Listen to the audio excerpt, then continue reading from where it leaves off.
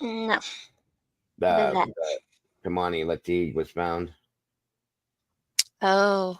Yeah, it's really bad, really sad. I hope they got everything they needed out of the house, Oh, like evidence wise. But But first, we start I'll quiet down. You can watch this. right now with breaking news we first brought you at 9. The home where 13-year-old Kimani Latigue's body was found has now been demolished. We have live pictures for you right now. The house is now completely torn down. Crews were called to this home on Miami Street earlier this morning for a fire. Officials told us it was a defensive fire since the structure is marked as code red. That means crews did not enter the building to fight the flames because it was unstable and a hazard to crews. Kimani's body was found here on March 24th, days after she was reported missing. Her father, Darnell Jones Ogletree, is accused of killing her. According to court documents, he confessed to dragging Kimani to that abandoned home there on. I'm sorry. Good afternoon, ladies. Serfina, wonderful to have you here. Beautiful dog. Thank you for joining us. Miami Street and killing her there.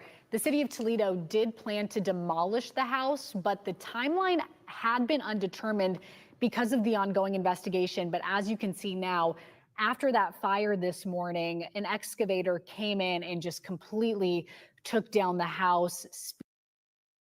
Welcome, Eddie. Good to see you when made nut. Mikey's in the house with the last 24. Miss Paula, a beautiful morning to you, my dear. Wonderful to have you here. I hope you're having a great start to your day. All of you, thank you so much for joining us. And on we go. Speeding up that demolition process and leaving rubble in its path. Darnell Jones Ogletree was in court yesterday, and he's being held on a $4 million bond, so he is still in custody at this time. Right now, we don't know the cause of the fire. We are still waiting on answers from Toledo Fire and Rescue, but as of right now, the home where Kimani's body was found has been completely demolished. We'll continue to keep you updated on air and online as we learn more.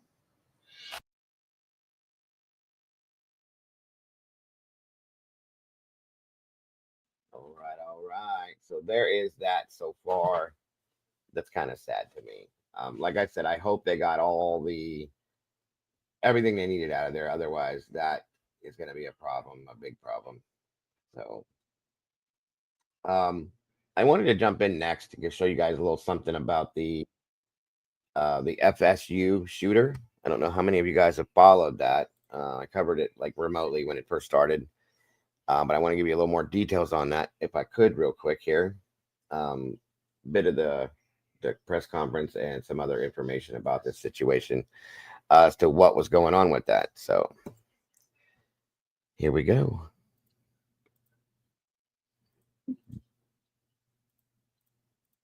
Again, thank you all for joining us today. I kind of think so too. Good God, I hate these things, Alicia. But I'm just hoping that there was nothing that they did need in there. You know what I mean? Just hoping. Right. All right. Suspect at all? Any idea about motive? The suspect invoked his rights not to speak to us. The stepson of a sheriff's deputy who police say is the Florida State shooter is not talking to law enforcement. But we have learned a lot about Phoenix Eichner, including that allegedly was not always his name. We're good. Oh my gosh. What the hell? Police say this week he killed 2 people and injured several others on the FSU campus. And just wait until I show you what classmates are saying about him. Why one says they're reportedly not surprised that this is the man who had allegedly become a school shooter. We're on the case presented by Law and Crime. I'm Chris Stewart.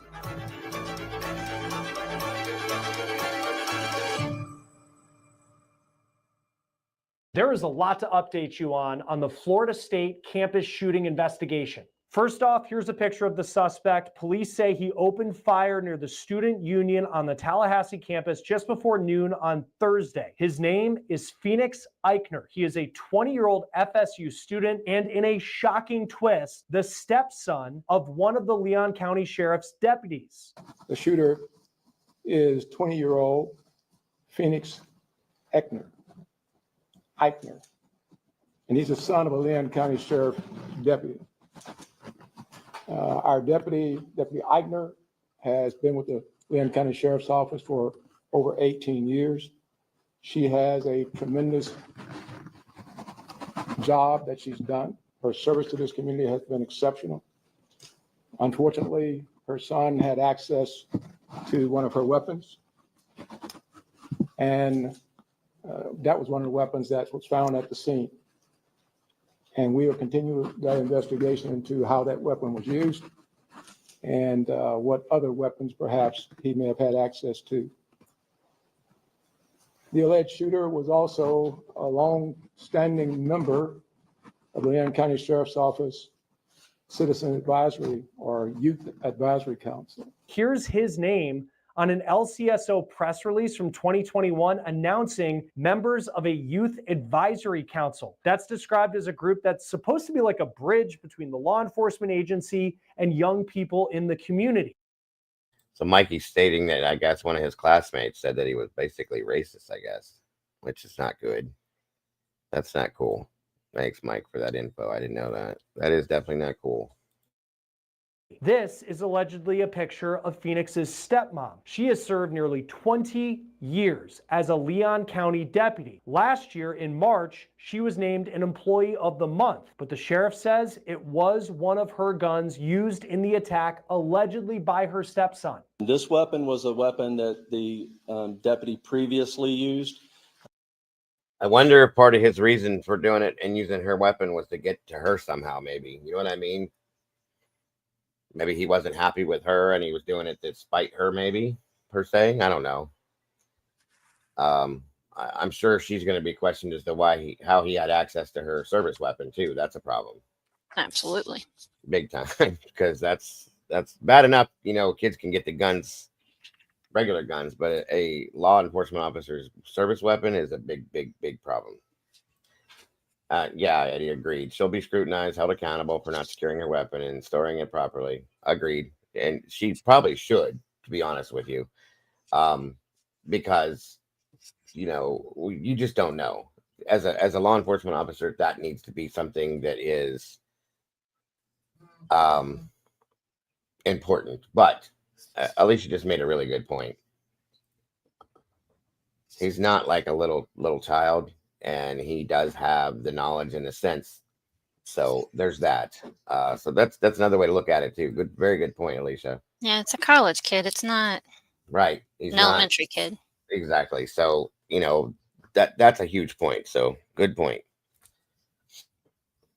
A lot of times, many agencies, mine included, when we transition to a new handgun, the officers are allowed to purchase the handgun they used prior. And correct me if I'm wrong, Sheriff, but I believe that's the case here. This was a handgun that deputy used prior to them transitioning to a new handgun, and so it was her personal handgun. She put on leave. Okay, so it wasn't considered a service weapon anymore then. It was her own personal handgun. That's probably going to be a little different then as they look at it. Still a problem, but regardless, that might be a little easier on her. CZ, welcome. Happy Saturday to you. Great to see you. Happy day before Easter to all of you. And so hopefully they're not going to come down too hard on it. Again, I don't think she should be there needs to be accountability for keeping the weapon safe, okay, per se, but he is an adult legally and should know better, and it can't be all her fault is what I'm trying to say. You know what I mean? Yeah, it was a retired service weapon. In turn, she purchased it personally for her own, to have it as her own. So therefore, it's not listed as a PD service weapon anymore. Yeah, it became a personal weapon Thank you, Stormy. Guys, make sure to hop over if you have not yet to Mama Bear's side there. The link is pinned at the top of the chat. Hit the like button for her, please. She needs it so very much, and she really does appreciate it. And Thank you. you'll make her smile, and that's always a good thing. Oh, you're okay, Moonlit. Take your time. No worries. No rush. Or The sheriff would have to speak to that. Phoenix is currently in the hospital. Police say when they confronted him, he wouldn't put his weapons down, so they shot him. As we said at the top, he's not cooperating with law enforcement. So at the time of this recording, he has not told them his alleged motive for this attack. But we went through dozens of pages of court documents, and we were able to learn a good amount about Phoenix Eichner's childhood, his family, and a custody battle that went on for years. We found in Leon County court records this image of Phoenix Eichner's biological mom. Her name is Anne Marie Erickson. Okay. Hey, Jeff. Good to see you. SRBBBBB. Welcome back. I hope you had a great day yesterday. We missed you. It's great to see you today. Thank you that you're here. Oh, don't worry about being late. Oh, Lord. Okay. Well, I'm sorry to hear that. And I will be keeping her in my thoughts and prayers for sure. I hope everything works out. But I'm glad to see that too. You deserved it. You definitely deserved a break, and that's awesome. Yay. Good for you. Good for you. I bet you are exhausted. You was out all night last night, I think. Pretty late, weren't you? We're glad to have you back, though. I promise you that. I know we all missed you, so it's great to see you. Yes, ma'am.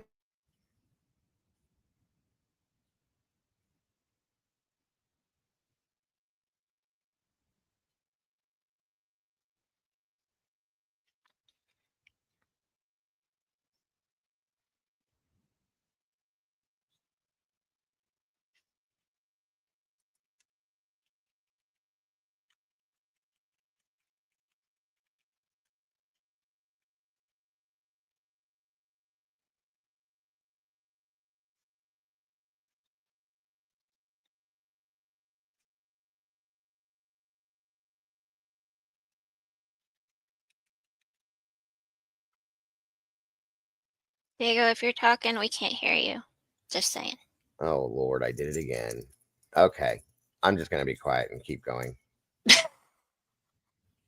image was included in a document related to a 2020 probation violation related to her conviction of removing a minor from the state, which I'll talk about in a moment. This is a 2015 lawsuit that was filed by Phoenix's biological mom. Her name is Anne Marie Erickson. We went through those pages of court documents, and they detail a tumultuous divorce and custody battle involving the alleged shooter when they were young. The other name listed as a plaintiff you see there is Christian Gunnar Erickson. It's been reported that the alleged shooter changed his name to Phoenix Eichner from Christian in 2020.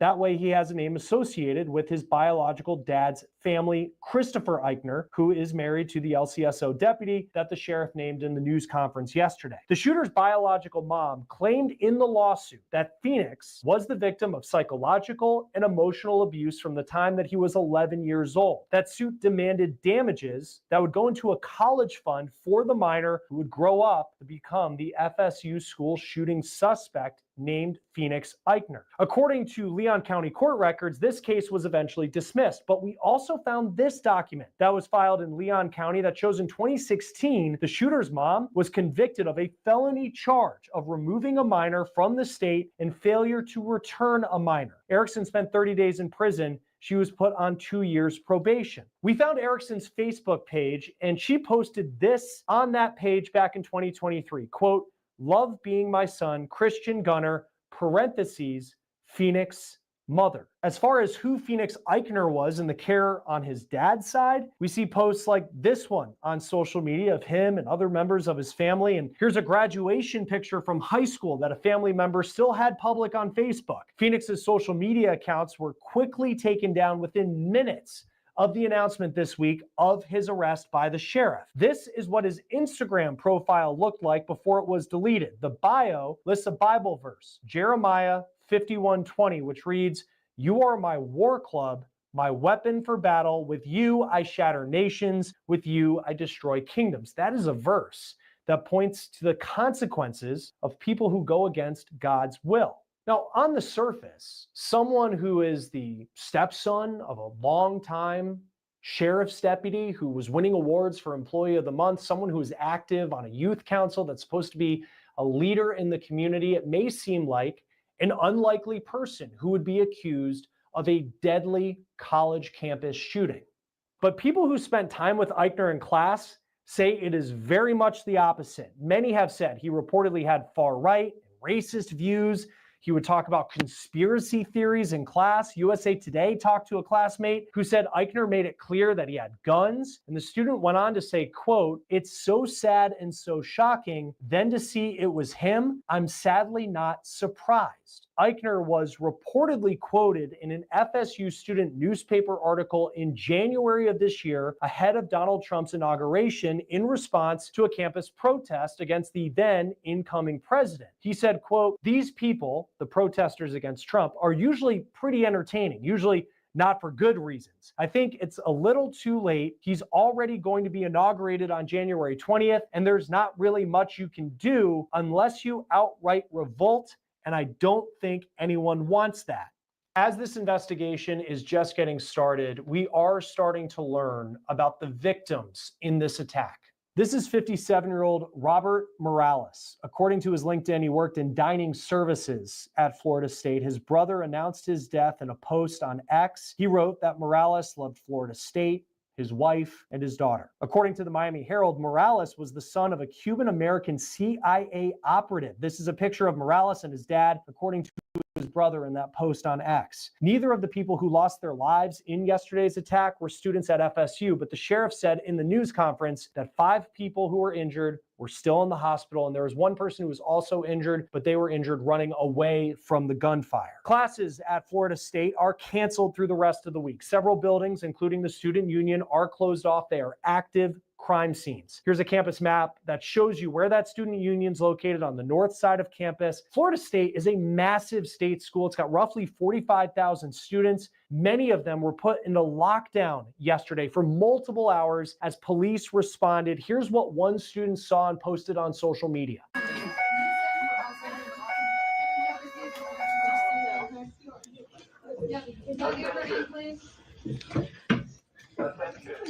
What?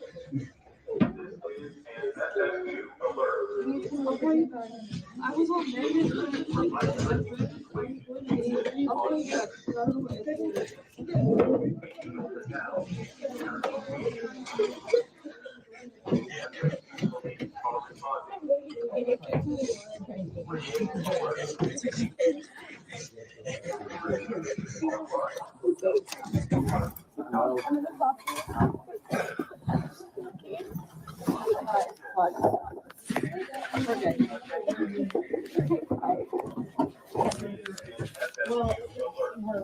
Okay.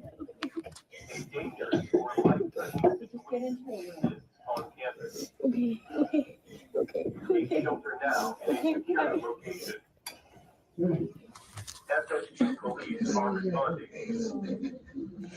Remain alert. For more information online, alert.fsu.edu.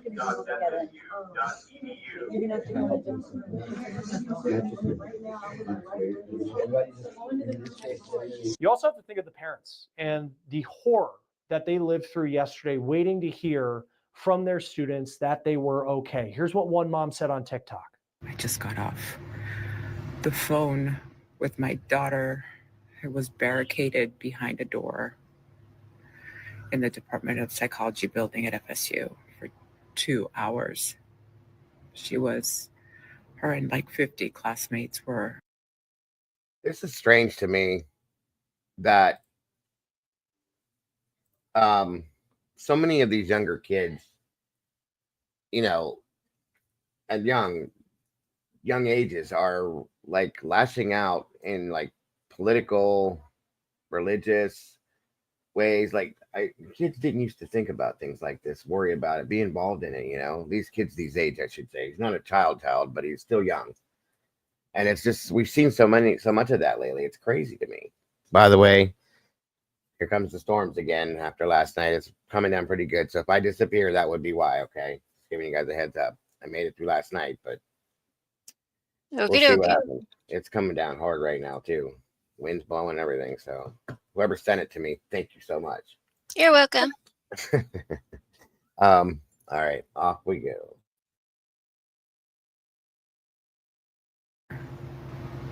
Let out by the SWAT team.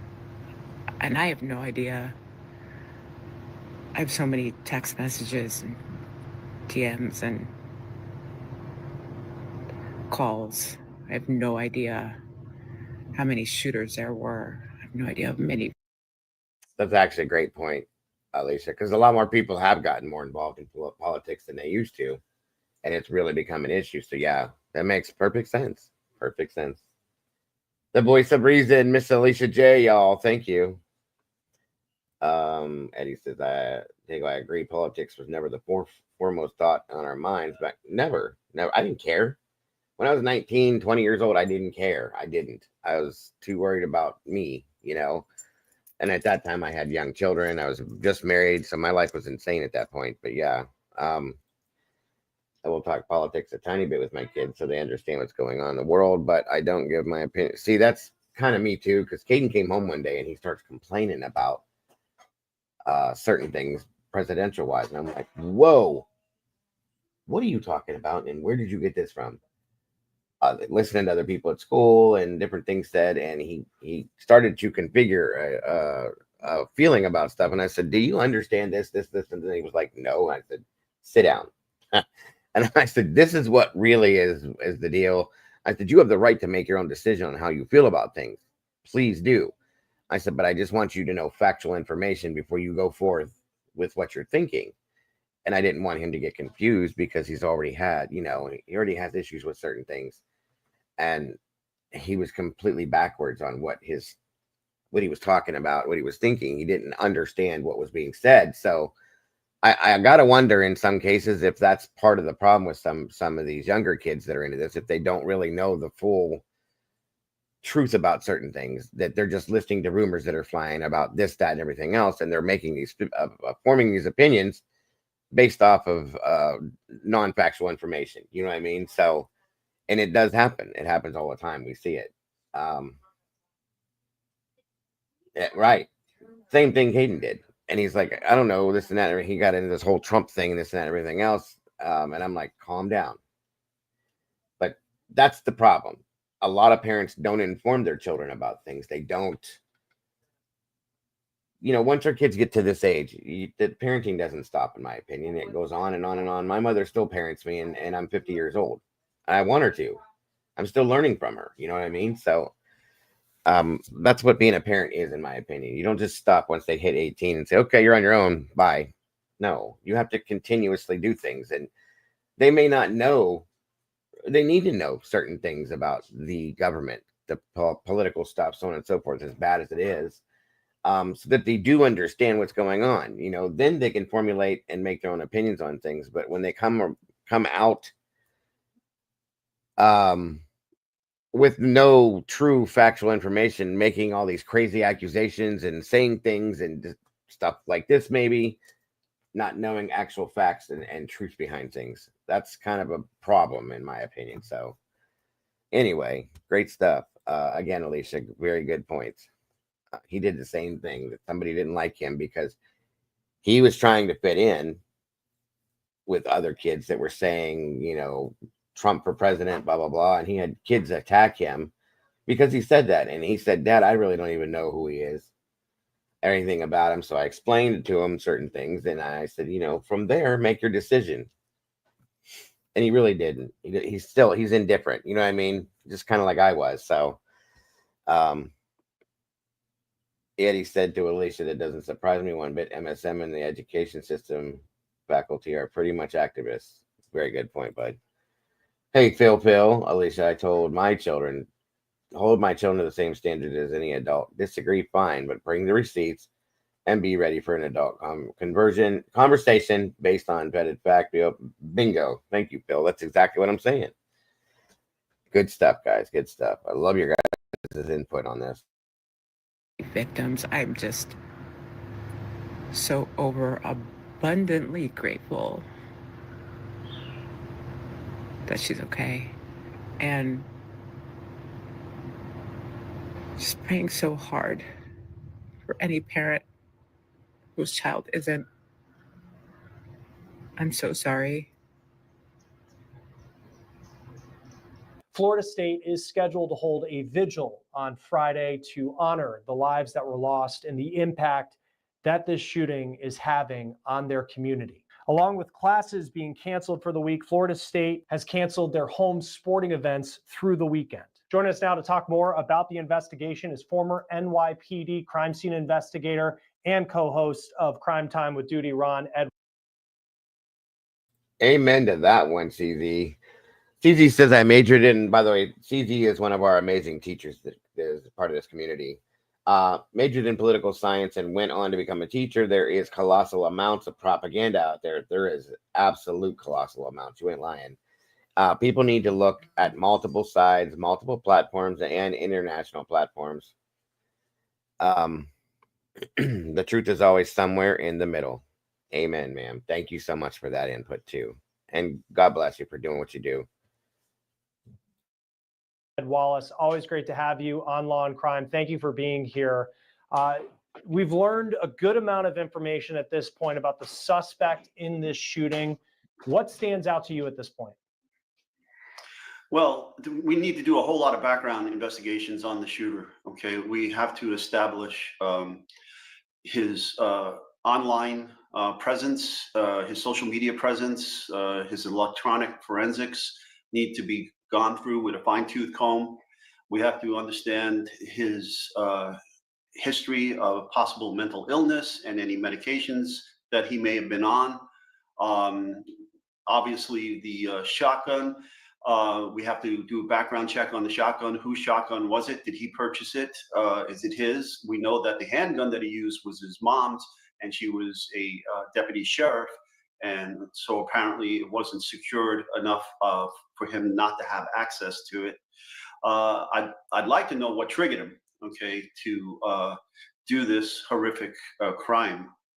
Then we have the crime scene itself. It appears that he rolled up on scene in some kind of orange SUV.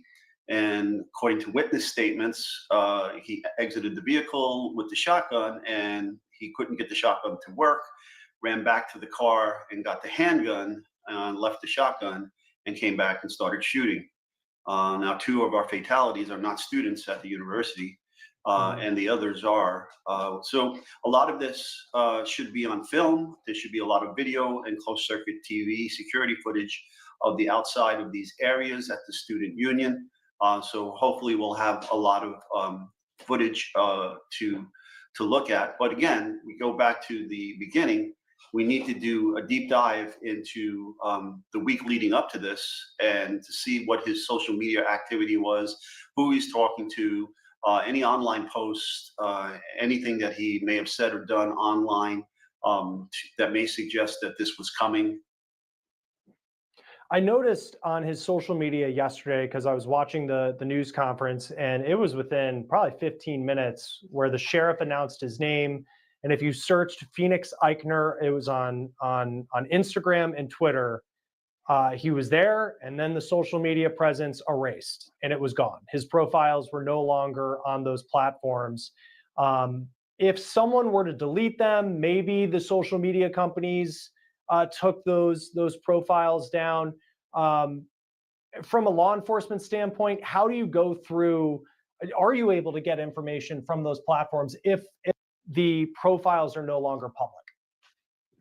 Yes, you should be able to get some history here. You go to the judge, you get a subpoena signed or a court order signed by the judge, and then serve it upon the social media companies, and they should be able to hand over everything that they have on file in the cloud and so forth for these accounts. And when you look at classmates who have said he had what they perceived as extremist views when it came to several issues. How, I guess, who do you talk to as not only just the social media presence, but who else are you going to talk to as you try to put together a picture? Because he's not talking to police. So you're trying to figure out what could have motivated him to do something like this. And if you don't hear from him, how do you go about trying to get to what the motive could be? So law enforcement needs to put out public messages that anybody who has been in contact with this individual and may have information concerning his motives, his beliefs that may have led to this attack, please contact us. We got to get that information out nationwide and possibly even internationally, as we've seen in other cases that you and I worked on with an international nexus. Yeah. And it's just a shocking development is that his stepmom is a Leon County Sheriff's deputy. She's been a sheriff's deputy for 18 years. The sheriff spoke highly of her at this news conference yesterday. I'm sure she is in shock, as many parents are when they find out that their child has been accused of something like this. What's it like when you have to go and interview someone who is a member of law enforcement? Yeah, I mean, in my career, I've had several cases involving crime scene investigations and either active or retired law enforcement. And it's very difficult, especially when it is apparent that there was criminality on the part of these law enforcement officials. And it's very difficult, you can simply. Good morning, Miss Kaylee. Another amazing peep in this community from over the pond. Wonderful to see you today. I hope you're doing okay, Kaylee. It's great to have you here. Thank you for joining Mama Bear's side.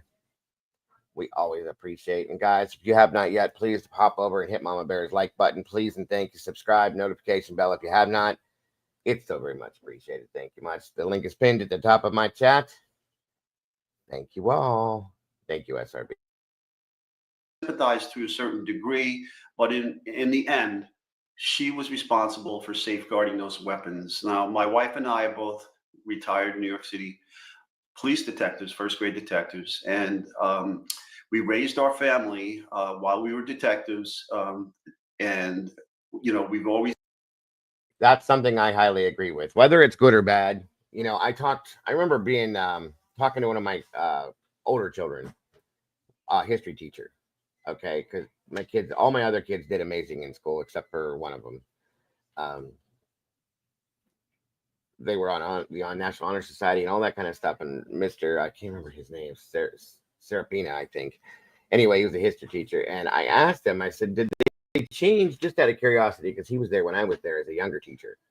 I said, "Did they change curriculum for different?" I said, we started talking about the math, how they changed it in history and all that, and he said, they didn't change things. He goes, but they extracted things from it that made them angry.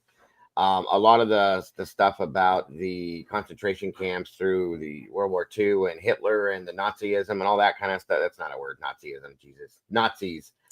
They don't push that like that anymore. They don't explain that stuff anymore in history. They don't teach all that stuff. But at the same time, they'll teach things like what happened which is important, don't get me wrong, but they're lacking in one point where they're teaching things about like George Floyd and the Rodney King situation. That's not it's history and it's negative, okay?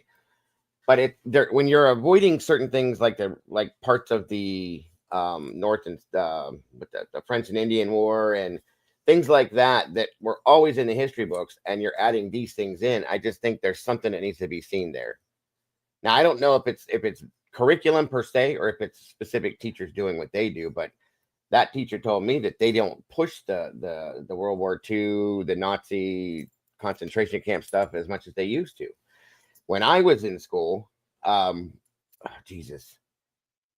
we had a history teacher that for a whole week we watched, which I don't know if it should have been done or not at our ages. We were like 15 or 16. We watched the movie Schindler's List. Okay. And it really opened my eyes to stuff I didn't know. I think I'm not saying they should do it. I'm saying it was very interesting to have that, to see how it went down and things like that. It was crazy. Yeah, Schindler's List. So amazing movie, very sad, horrible, but no, I was 16 or 17. I'm sorry. Either way, it was still an amazing movie, very well done, and it explains the story in a really, really good way so that it's understood. They don't do stuff like that I understand, and they're not allowed to do stuff like that, I was told, because there's too much violence in it.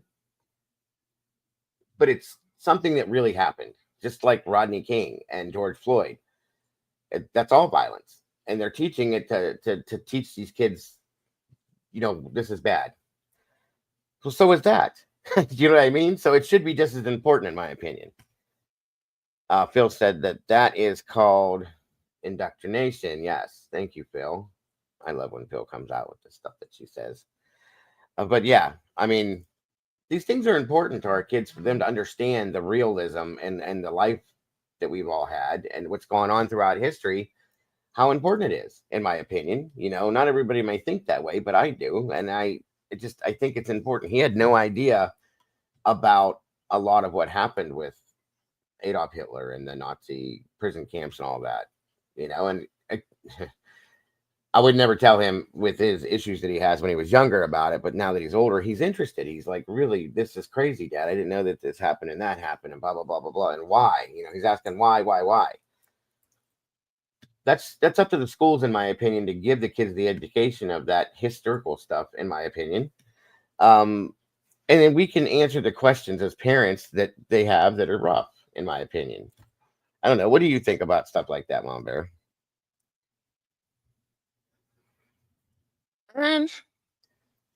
It's very hard to watch. Yes. Yeah. I wouldn't let my kids watch it. I'll say that, but go Yeah. ahead. Yeah, that's where I was gonna go. Especially having a child with PTSD already. That is not Yep. one to. Yeah. No, I agree. I agree that they should, learn about that stuff. Mhm. Because I know I had a conversation with the history teacher because they are getting ready to talk about World War II and the Holocaust and all of that. So, So and with her, your school teach that? the online does. I don't know if Brownsburg would have or not. Okay. So yeah.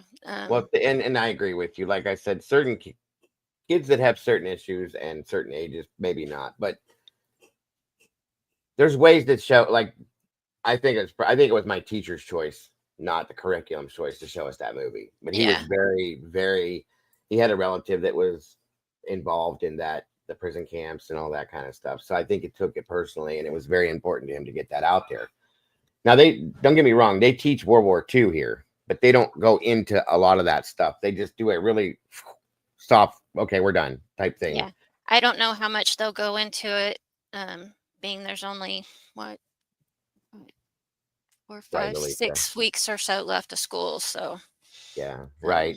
And that's Alicia's got a good point. Only you know what your kids can handle. You can teach them about it without exposing them to things that's bingo. Very good point. Yes. yeah. And if they are going to show something like that, I think that they need to send a letter home, an email, or something to the Yep. parents to make them Yep. aware, or even a permission slip giving permission. Yeah. Yeah. Do you want the children to watch this or not? Yeah, no, I agree with you. That's a good point. There's ways that I would think to be able to teach it in a softer version without throwing so many dark details. Because I'll be honest, guys, I was kind of in shock after watching Schindler's List. I really was. I was just it was like culture shock. Yeah. Like, whoa, wow. And there's a couple points where I got sensitive and emotional, and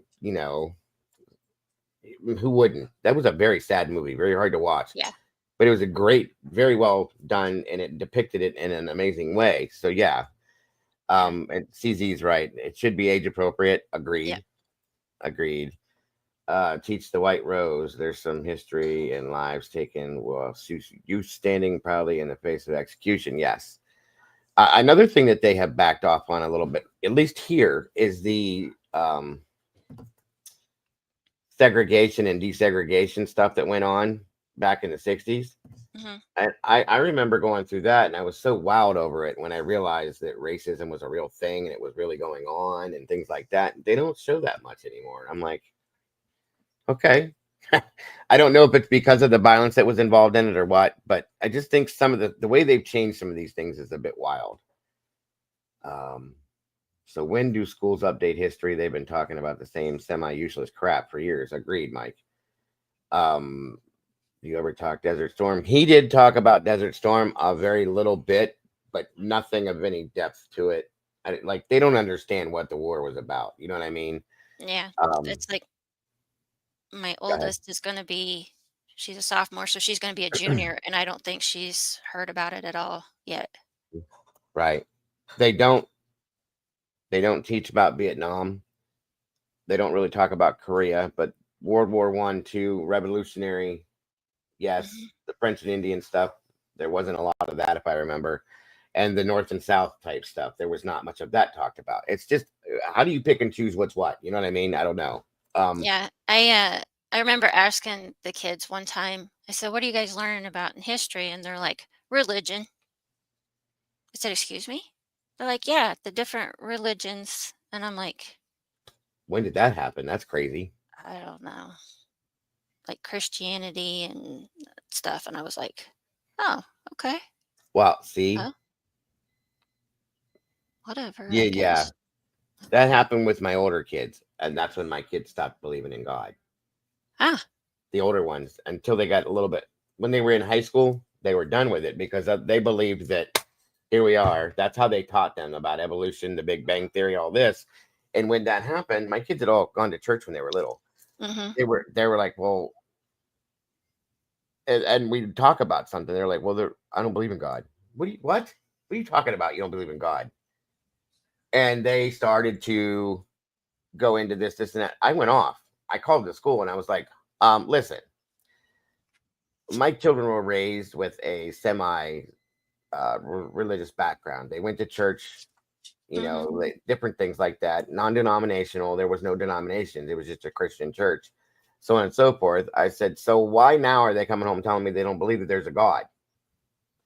right, Well, Mr. Mayoris, part of our curriculum is to explain to them that the possibility of evolution and the Big Bang theories, this, that, blah, blah, blah. I said, but what right do you have to tell that to a very impressionable young teenage mm-hmm, child, knowing how impressionable they can be? And now my kids are walking around thinking there's no God. I was, yeah. and whether they were right or wrong, I was very mad, very mad. It bothered me to no end. Yeah. I'm the same, Alicia. I am not religious at all. Neither is my husband, but we don't push anything on our kids. They know how to research and, stuff. They can believe what they want to believe. Well, and don't get me wrong what I'm saying, okay? I feel No, like we've never shoved the church in their face. That was their choice. They went with grandparents and stuff like that. right, We don't go on a regular basis either because you heard me say before, I believe you could have church in your bathroom if you have a faith in right. God. That's you, and some people don't. I get it. hmm I respect that wholeheartedly, but it feels like to me like it was shoved down their throat and it completely flipped them the other way. Now, some of them have now come back another direction. A couple of them think that, yay, there's a greater power, but they don't necessarily believe that it's God. And they get into the whole reading of the how did this exist then? And how does this doesn't make sense. That doesn't. And I respect that, but I feel like it was taken away from them without choice. Do you know what I mean? hmm And so, but they have always had, even him, the choice to choose what they want to do. I've never said, you have to go to church. You have to believe in God. I'm not that person, but Right. it just angered me. Like, I didn't feel like the school has a right to do something like that, hmm but it is what it is at this point because it's been done. So, uh, let's And see. yeah, I know they have in some schools SRB. Now, Brownsburg, they still had the Pledge of Allegiance before, as soon as school started, they always, right after the first bell, they did the Pledge of Allegiance. Oh, I they give don't, them a choice now, which I don't like that either. You live in this country. you're an American citizen, that's our flag. You should salute that flag, pledge to it, whatever. They give them a choice that you don't have to say it if you don't want to. And I'm not a fan of that. That's all I'm Yeah. saying. So I don't know. Maybe it's me. Maybe I shouldn't be that way, but we have separation of church and state. Most anything religious related is not allowed, only if it's private schools through the churches. And even there, SRB, they have gone to the lacking side of that, from my understanding, with like a lot of the Catholic schools and parochial schools now. It's not as strong as it used to be. Like a lot of them here, when I went 2 years to my very kindergarten and first grade to a parochial school. It was Catholic. Okay. My grandparents forced it, but we would go to mass one period of the day in school or something like that. And they don't do that anymore. They just go to school and it's regular class teachings. There's nuns and stuff like that involved in the lower elementary schools, but not in the high school anymore. So, which is fine. I'm not saying that that's the way it should be. I just understand it seems to have gone by the wayside. It's not as strong as it used to be, per se. Mm-hmm. So I don't know. It's worse than find out there's no Easter bunny. There's no Easter bunny?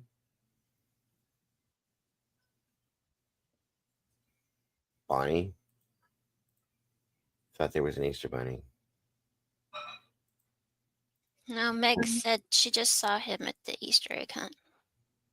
So okay. Thank God. Thank you, Meg. Yeah. I mean, they do it here, CZ, but that there's kids that don't want to do it. They allow that. And I'm just not comfortable with that. Now, if you're from here's my thought. Okay. If you're from another country and you come here the legal way, and you become an American citizen the legal way, you're an American citizen. In turn, you pledge to the country you live in. Now, if you should choose to pledge to a flag from the country you originally came from, that's fine too. But I think you should still pay homage to the country that accepted you and gave you a home, in my opinion. I'm just saying. So I'm sure people will disagree with that, but that's just how I feel about that situation. I don't know. No. There is an Easter bunny. It was stated that she saw him. We're good. Leave it alone. Stop talking about it. Yeah, that's what I mean. And that's what they allow here, is when they do the Pledge of Allegiance, they allow children that don't want to say it to go stand in the hallway until they're done. Does that not seem strange to you? Or do you agree with that? I mean, again, I'm not angry or either way. I don't care either way. I don't know. I never really thought about it. Caden told me about it. He said, "Dad, there's a couple kids in our class."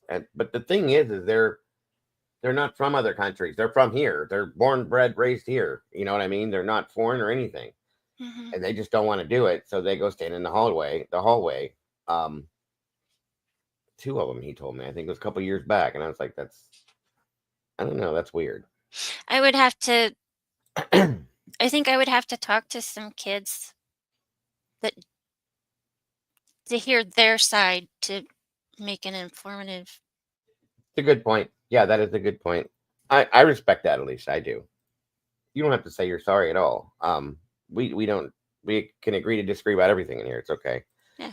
And that's a good point too. My children should not be forced to pledge to anything they don't want to pledge to. I get that.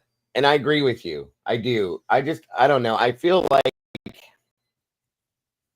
almost feel like guilt if I were to not pledge to the flag, to the country that I'm from. I don't know. Maybe it's me. Maybe that's what's wrong. Maybe that's the mentality some people have that was forced on us. I don't know. I guess that would be something to think about at some point. Yeah, I like that, SRB. I think they should have the right now to do the pledge if they so desire, but I don't think. Yeah, I mean, agreed. Options are okay. I don't know. I don't know why I feel like a guilt feeling if you don't do it or something. I don't know where that comes from. Like I said, maybe it's because it was forced on us, you know?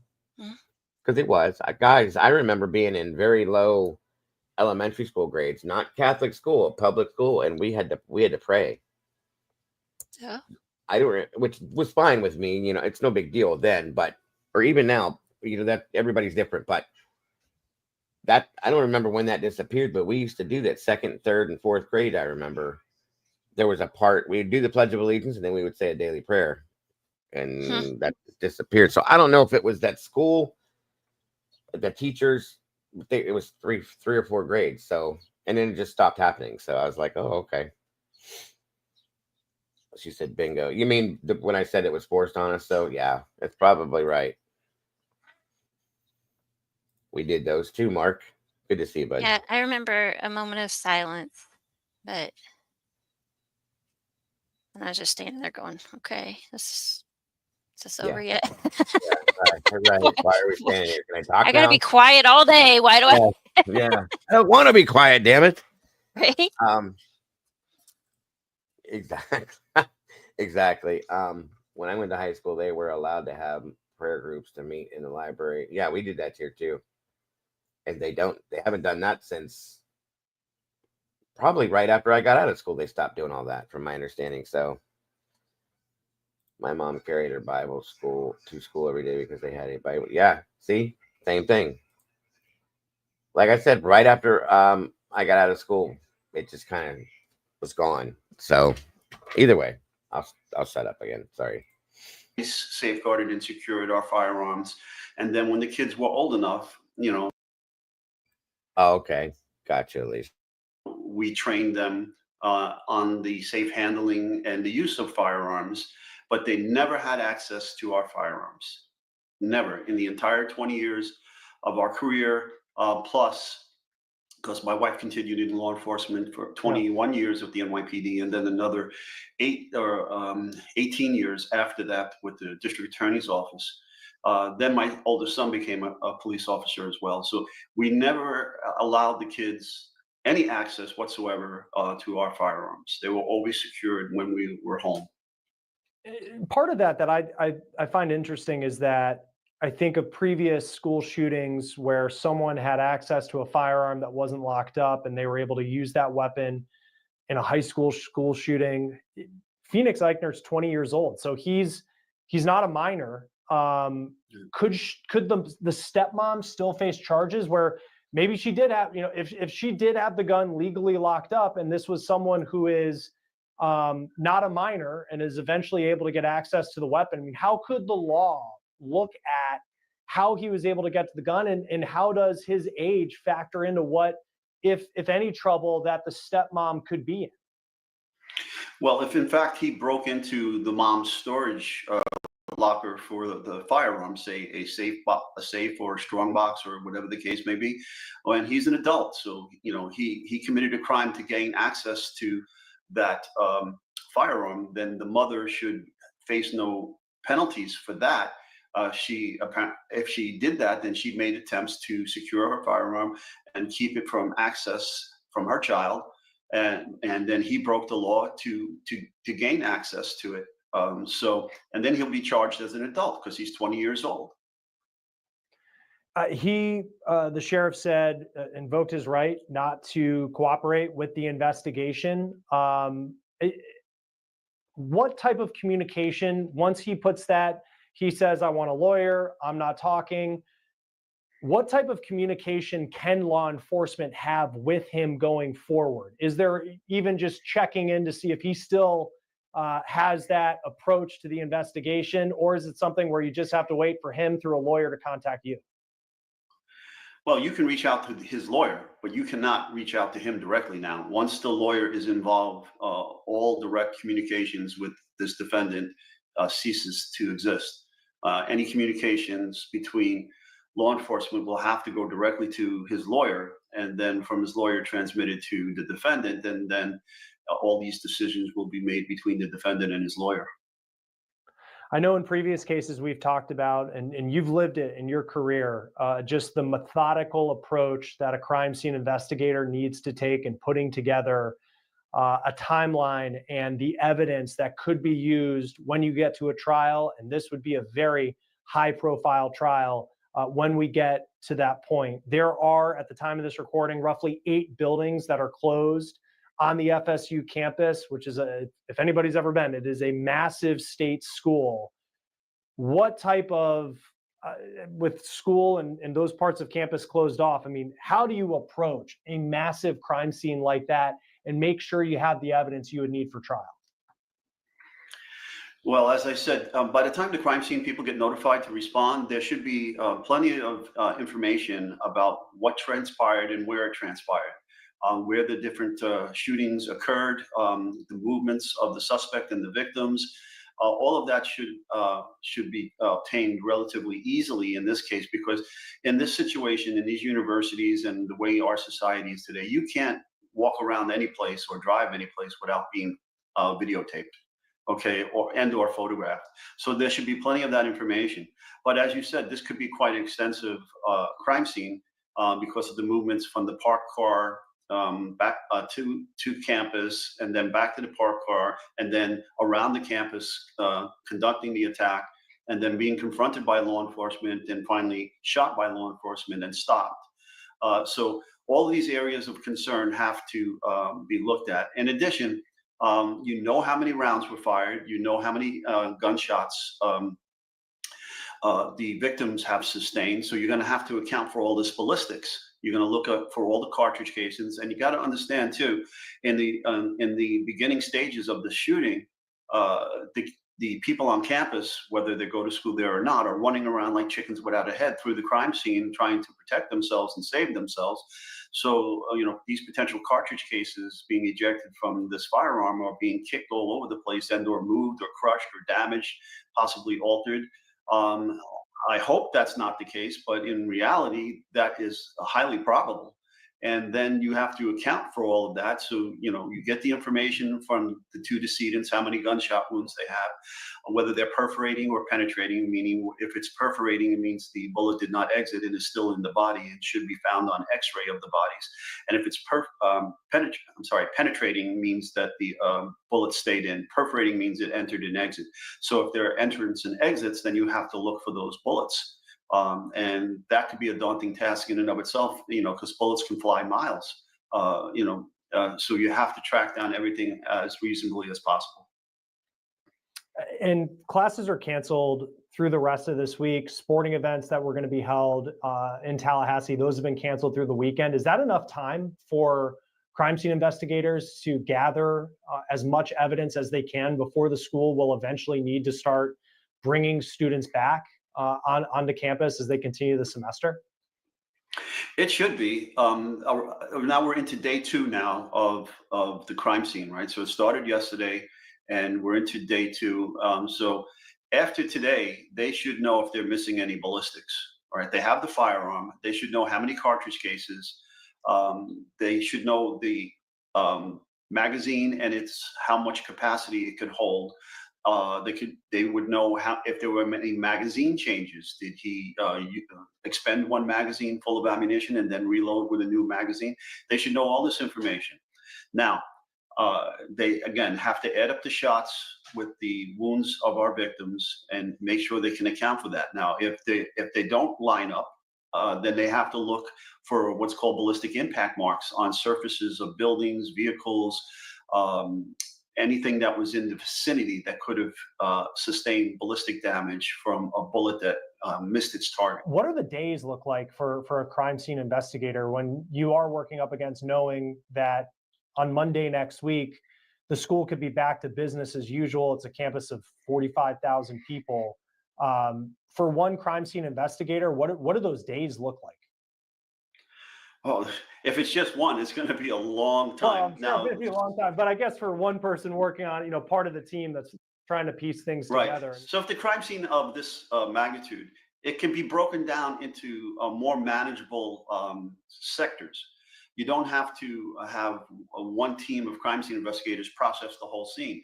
If it's this large, then what you could do is you break it down into more manageable, you grid it off and break it down into more manageable sections, and then you assign multiple crime scene teams to process those individual sectors. And when you look at, and unfortunately we've covered a lot of cases like this, whether it's a school shooting, whether it's and I know we've talked about Nikita Kasap, who's the young man accused of killing his parents in Wisconsin. And I think especially in the case of a campus shooting, and we see it play out on social media, that people want to know what someone's political beliefs were and kind of make it this conversation that goes into. He does kind of remind me of that Jordan Vandersloot a little bit. I don't know why. It's weird. That's a good point, though. Something beyond the case itself. But for you, Welcome, as Cap. someone Good to see you, bud. who has investigated these cases, you now analyze these cases. If there is something that is consistent through the people who commit these types of acts, what would you say that is? Well, right away, what jumps at me is mental illness and That's very, very true, sir. It's not even weekly anymore. It's like every couple of days, and we've become so numb to it, for lack of a better term, so used to it that we're like, oh, there's another shooting. We just said this the other day. Oh, that's horrible, of course, but then we move on. Now, as compared to before, back in 20 years ago, it's like, oh my God, the world, the sky fell out, the world is ending. It's a horrible thing, and it is. Yeah. But it's such something that is so norm now, and that in itself is the saddest part of this, that it's a normal thing now. So Exactly. I'll never get past that. I'll never get past that. And the medications used to treat mental illness. I see a common theme amongst these shooters with regards to these types of illnesses and medications. Yeah, and we've dived into Phoenix Eichner's family background. Seemed like there was some significant custody battles that were going on for a long time, and I'm sure we'll learn more about his mental state. Knowing all the information that you could gather from the crime scene and forensics, and then especially now in a world where on our phones you can learn so much about somebody. If he never cooperates with law enforcement, how strong of a case can you put? I mean, certainly we all want to know what the motive was going to be, but in terms of making sure this person, if they did what they say he did, goes behind bars for the rest of his life, do you really need to talk to him? You can have cases that are circumstantial evidence based and still get a conviction. So that's what I was trying to say. Exact, like when Columbine happened, Alicia, you're right. It was just like I sat for like a week, and it was just I was completely like appalled, and I cried a few times. And same with more with what was the one, Mama Bear, with all the little kids, that the young children. You've laid no, not that one. No, it was way not that before one. that. They were all like kindergarten, first grade age. That Sandy Hook. Sandy Hook. Thank you. That broke me, guys. That literally broke me. I cried for a week because I couldn't imagine, and I literally sat there, watched, and I couldn't stop watching it. And I bawled my eyes out like a little baby. And now we see it, we talk about it for a little while, we're sad, but then we move on. That's not a normal thing. It's just not, and it shouldn't be, it shouldn't be. You did actually spell that right, Alicia. Pretty good shit, good stuff. So yeah, Sandy Hook really, it broke me, completely broke me. And now, like I said, it just, not that it doesn't matter, not that I don't care. We're so used to it now that we just do what we do, and it's so sad to me. I've seen in the past is you can do a deep dive on the cell phones, the texting, the movements, all the GPS locations in there, the social media footprint. Then you look at also the vehicle. You could use the infotainment system to see when the phone connects there. There's also data stored in there. Okay, especially with the social media aspects of it too. There's clouds. You gather up all of this information of what was transpiring leading up to the event. And then in this case, he was stopped as he was in the middle of the incident. I shouldn't say event, it's an incident. He was stopped and halted at the incident. And so we don't have any further electronics Welcome, Charlotte. coming from him at this point. But based upon all of this data, you should be able to look at his Amazon searches, or whatever searches he was conducting online, what he was reading online, where he was visiting, what site. Are you gonna start singing, SRB? No, we were talking about how time has gone by so fast. We've been out of school for 31 years, and I know. Kaylee's like, I've been out for 20. We're still young. I'm like, she's like, well, my mind tells me I am young, but my body says otherwise. Right. And when I seen her, I'm thinking the first thing that clicked was that R. Kelly song, and I went, "Are you gonna start singing or something?" But no. I get it. Yeah, this guy is from Duty Ron, 100%. So, but yeah, I agree with you guys. The body don't react like it's supposed to at this. We're supposed to be younger than this, but it went by super fast. And you should be able to get a profile of who this individual is to probably establish an MO for why he did this. Yeah, it's so interesting too when you think it's so much more than the Facebook and the Instagram. I know in a lot of cases we talk about Telegram, Discord, unclear if he had profiles on there, but even now the Amazon, I know in the Brian Koberger case out of Idaho, Amazon has become an incredibly key part of defendants in these cases and what people are accused of. So it's going to be this is of course a story in the very beginning. It's very tragic. It's shocking with the background that this shooter appears to have had. And there's going to be a lot of questions moving forward. Ed Wallace, it's always great to have you on Law and Crime. Thank you for joining us. We appreciate it. Thanks for having me. We are requesting as much information as we can on this story, including court documents and body cam video. When we get that information, we'll be sure to share it with you. For On the Case, presented by Law and Crime, I'm Chris Stewart. We'll see you next time.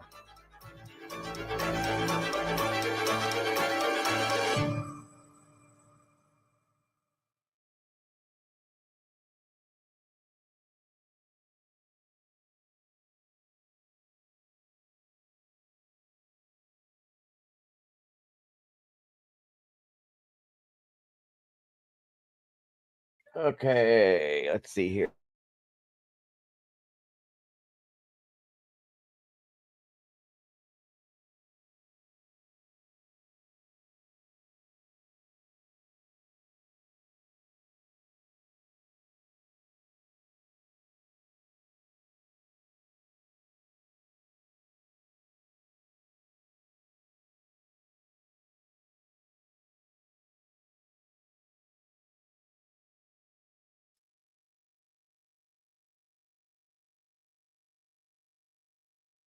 I want to show you guys something that I've been following. We all have, actually, in here. But I've been kind of slightly obsessed with it. And you guys do know, and I just want to, hopefully this lets me do this. I think it will, because I've ran it before. It's interesting the way it was put together. Everybody knows about the Lady Bird Lake stuff that has been coming in here for a while, that I've been obsessed with that one because I really want to find out what the hell's going on. Well, a channel put this together in a really good way, in my opinion. And I thought it would be great to share with you guys, to show you guys the way they put it together, basically. Sorry, I'm talking in circles again. But if anybody's not familiar with Lady Bird Lake, this will introduce you. It's the place in Texas where I do believe, and many people do believe, the possibility of a serial killer is involved in a multiple death situation that has the same almost through all of it. So every one of them has just about the same exact circumstance. And this channel put this together, and I thought it was really kind of interesting. And they titled it "An Active Serial Killer Stalking Austin, Texas." So let me know what you guys think. All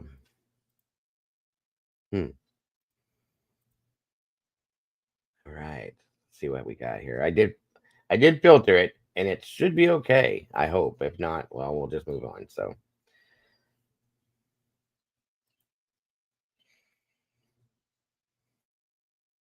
Austin police responding to a high priority call in zone 300 of Lady Bird Lake. Concern among people who hang out near Lady Bird Lake Monday after the body of more than 16 bodies, one lake, and a growing number of questions that have left an entire city on edge. Over the past 16 years, Lady Bird Lake in Austin, Texas, has become the center of a disturbing mystery that continues to unfold at this very moment. And bodies keep appearing in these waters. Young men who vanish without explanation, only to be found days later under suspicious circumstances.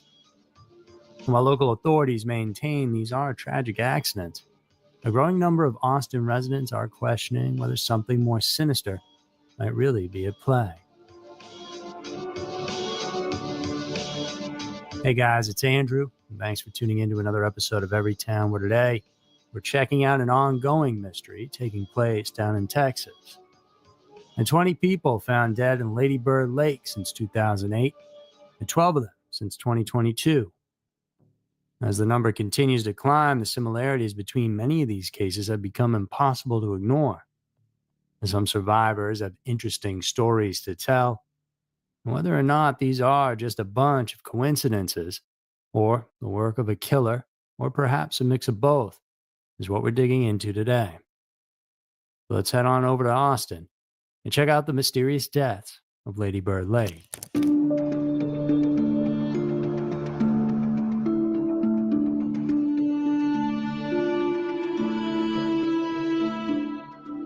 But to start off, Lady Bird Lake wasn't always called that.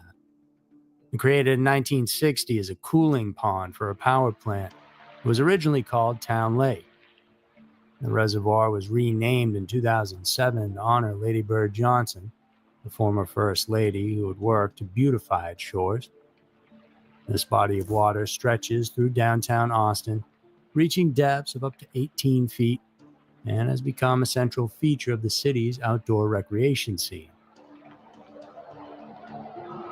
It's surrounded by parks, trails, and some of Austin's most popular entertainment districts. The Ann Roy Butler Hike and Bike Trail circles its perimeter, drawing joggers, cyclists, and pedestrians at all hours.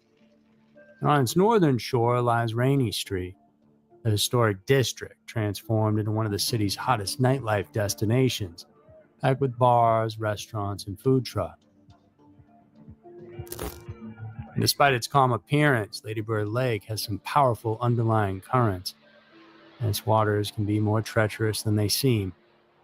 And because of this, swimming is officially banned by a city ordinance. Though when the weather gets hot, people have been known to ignore this and take a dip despite the risks. And so unfortunately, there have been some drowning deaths reported here over the years. The ones that could have been avoided, but accidents happen. But all these hazards alone don't explain the disturbing pattern that started to emerge in 2008. A pattern that begins with a Lebanese-American school teacher named Raid Hamad. At 55 years old, Ray was a dedicated peace activist who had lived in the city for over 3 decades. He spent his time teaching business education, pursuing graduate studies at the University of Texas, as well as running a charitable organization called the Palestine Children's Welfare Fund, which sold Palestinian craft to support families in need. And the first death was one of the strangest of all because all the events leading up to it were out of the norm. See, in February of 2008, Thanks, Charlotte. FBI We'll see you soon, and hopefully. IRS joined forces to raid his South Austin home, seizing 40 boxes of material related to his charity work as part of an investigation into alleged wire fraud, bank fraud, and money laundering. And no charges were filed, but on Monday night of April 14th, Ahmad's family reported him missing. His last known contact was a peculiar phone call to a colleague in California, during which he briefed her on the raids, things he had already covered in previous emails before abruptly ending the conversation. Within 24 hours, police used his cell phone to locate his car in a parking lot near South Lakeshore Boulevard. After an initial search, nothing turned up. But on Wednesday afternoon, passerby on the north side of the lake spotted a body floating near the shore, just east of the I-35 bridge. It was Hamad. The condition of his body would spark years of speculation and controversy. And his eyes were wrapped in duct tape, as if the spool had been spun around his head. Both of his hands and legs were also bound. Despite the suspicious circumstances, investigators claimed the bindings were consistent with self-application. His arms, for example, were in front of his body, rather than wrapped behind his back. And so for them, officially it appeared like he had done this all to himself. But still, not everyone was convinced. And the case became even more controversial when Hamad's body was transported to the Islamic Center of Greater Austin for burial preparation. The imam there,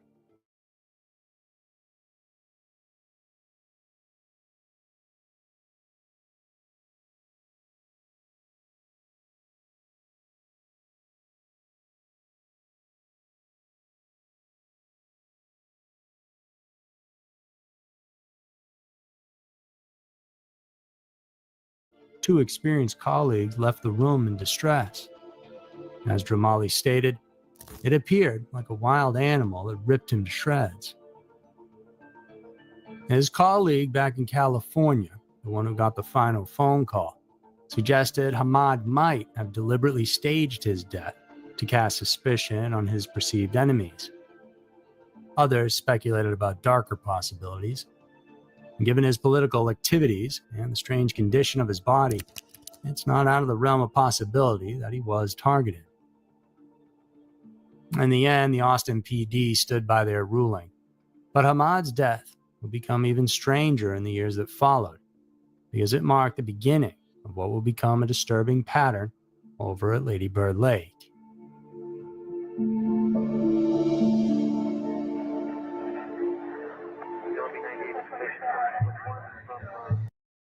Now, for those that aren't familiar with this, that we've covered this many a times, every time there's something new. Thank you, Mama Bear, for putting that up again.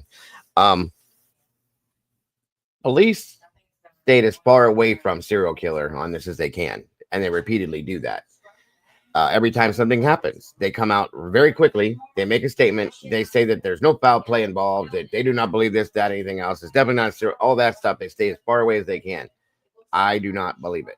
There's too many things that match up that are so much the same. The MO is the same situation. And one of the guys, I'm sure they're going to get to it, was literally poisoned and pushed into the lake and survived. Okay. So,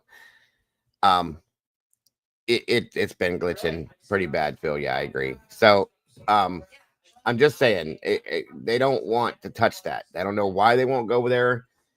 I don't know if it's because they're afraid it's going to keep people away or whatever it is, but they will not touch it. And one of my theories on this was that it could be a law enforcement officer involved, okay? Because of the fact that nobody has been seen, caught, or even looked into for this, per se, because they don't look at it that way. So it's kind of wild if you're not familiar with it.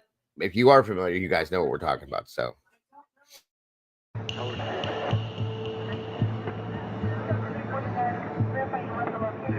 A few months later in June, Austin Fire and Rescue responded to an emergency call from a local. Yeah, it is YouTube today, guys. My internet signal is excellent, it says. So there's something going on with YouTube, I think. My apologies. I can't control it. Yeah, I was going to say, I haven't noticed anything. It glitched a little here just a few minutes ago where it kind of flashed and like did a little scramble, but that was it. So I don't know. Maybe if it's only happening to a couple people, maybe it is signal from your side of things, or maybe it's YouTube just having certain issues. I don't know, but my apologies. Absolutely. Early on a Sunday morning. They had been out on the lake when they thought they had spotted a body, though they weren't really sure. When responders went to investigate, there between the Holiday Inn and Interstate 35, they found the badly decomposed remains of somebody. They were in such bad shape that at first they couldn't even determine the gender of the victim. It would later be discovered that the remains belonged to a missing mother and preschool teacher, Nazima Habibul. Nazima had vanished shortly after telling her fiancé that she was going to the local grocery store. Unfortunately, this is all we really know about her story, and no cause of death has ever been disclosed. And at the time her body was found, homicide investigations were ongoing, with inquiries directed at people close to her, but no further information was ever made available. Now, Nazima is an outlier in this whole mystery because she is one of the few female victims. But her story is definitely worth mentioning because it happened in the time frame, and as we try to piece together what exactly is going on here, we need to account for all the That probably is it right there. That has happened quite a bit before. Thank you, Rise, and welcome, by the way. Appreciate you. information. Now, 4 years passed before the lake claimed its next victim, but on February 7th of 2012, Eleno Valle, a 20-year-old student, was reported missing. For 10 days, the university community waited anxiously for news of their classmates' whereabouts. The answer came on a Monday morning when police received a call at 8:42 a.m. about a body in Lady Bird Lake. Valle was found near the intersection of La Vaca and Cesar Chavez Streets, and the police immediately began investigating it as an unaliving situation. Though the reasons for this quick determination were never fully explained to the public. And 2 years later, in 2014, 25-year-old Iran Rublik disappeared after what would have been a routine rideshare trip home. His last known location was precisely documented. An Uber driver had dropped him off outside the Holiday Inn near Interstate 35 around 2:30 in the morning. What happened next, though, remains a mystery. It wasn't until the following afternoon around 2:30 p.m. the two fishermen made the grim discovery. Rublik's body was floating in Lady Bird Lake. But how had a young man gone from being safely dropped off at a hotel to ending up in there? Rublik's death was officially ruled as an accidental drowning. In 2015, 22-year-old Julio Santos III was home in Austin for a week after graduating before he was set to start a new job in Seattle, but his life was cut short. Santos was last seen near a food truck across from the Barbarella Bar in downtown Austin at 2:30 a.m. His body was found just hours later at 7 a.m. on the same day. His belongings were discovered behind the bar, including some of his cash and ID, suggesting he hadn't been robbed and that maybe he had chosen to go for a swim after having too much to drink, though nobody recalls him saying anything to that effect. His death was yet again ruled as an accidental drowning. However, his sister openly disagrees with this verdict once the investigation into her brother's death reopened. I think he was drugged. I think he was overserved. I think he was lured over there in the river. I picture somebody hurting him and he's just left. We should be able to have fun and not have to worry about, our loved ones being found in the river and being told, oh, they just drink too much. Then in October of 2018. And that's what law enforcement has been doing. They have been telling the families throughout just about all of these, they just drank too much. They shouldn't have drank too much. They were doing this. They were doing that. And kind of putting it on the victims. Again, I don't believe it. 18. Travis County Sheriff's Office says a body found in Lake Austin earlier this week was the body of a man who went missing over the weekend. The body has been officially identified as Christopher White. He was last seen on Saturday morning. After attending the festival on Friday, October 5th, the group returned to their accommodations near Lake Austin. Early the next morning, around 6 a.m., White, who appeared intoxicated, mentioned going to the dock, but was not seen leaving the house. Later that day, his friends noticed he was missing and reported it to the authorities. On October 8th, a passerby then made the shocking discovery.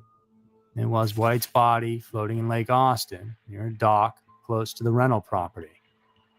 The Travis County medical examiner ruled his death as an accidental drowning, with toxicology reports indicating the presence of ethanol and MDMA in his system. Lake Austin is part of Lady. Nope. Nope. Phil said the internet here is held together with zip ties and rubber bands. I guess Verizon just doesn't have the funds to upgrade the system. Maybe we could. No. If we're going to do a GoFundMe, it's going to be for Optimum first. I'm going to tell you right now, because I've suffered through years of garbage with this. You can ask Mama Bear, to the point where I've almost fist fought the guy shirtless in the middle of my damn driveway that come out to my house. So we'll do that after we do Optimum. I'll give you that, Phil. But don't ever get Optimum, anybody. Lady Bird Lake for the same body of water, just a couple miles apart. Just a month after this, in November, Martin Gutierrez, 25-year-old Austin resident, disappeared after a night out in the increasingly popular Rainy Street district.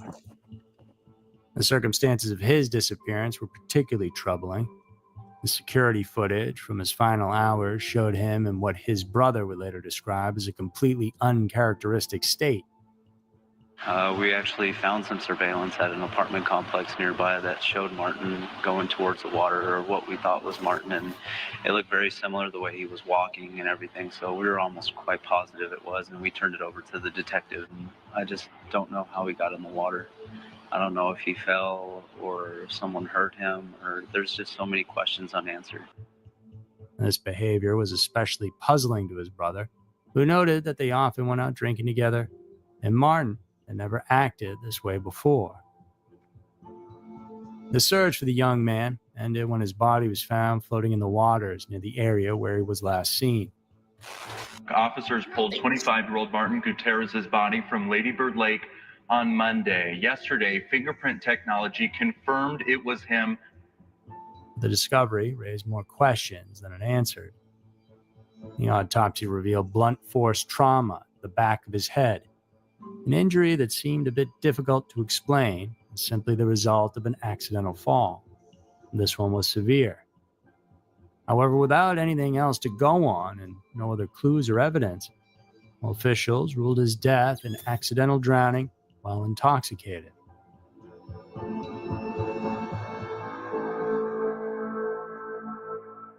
So up to this point, you might be thinking that accidents happen, right?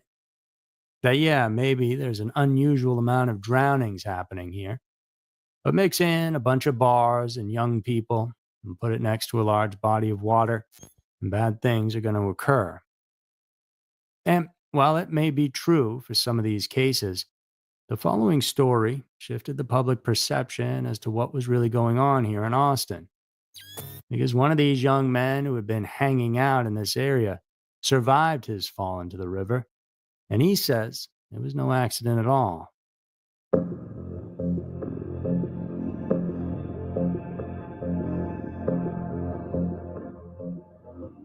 On November 17th of 2019, 21-year-old Christian Pugh went out for what should have been just another night. 100%. Thank you, Alicia. That's my point too. Very lazy police work. It's almost like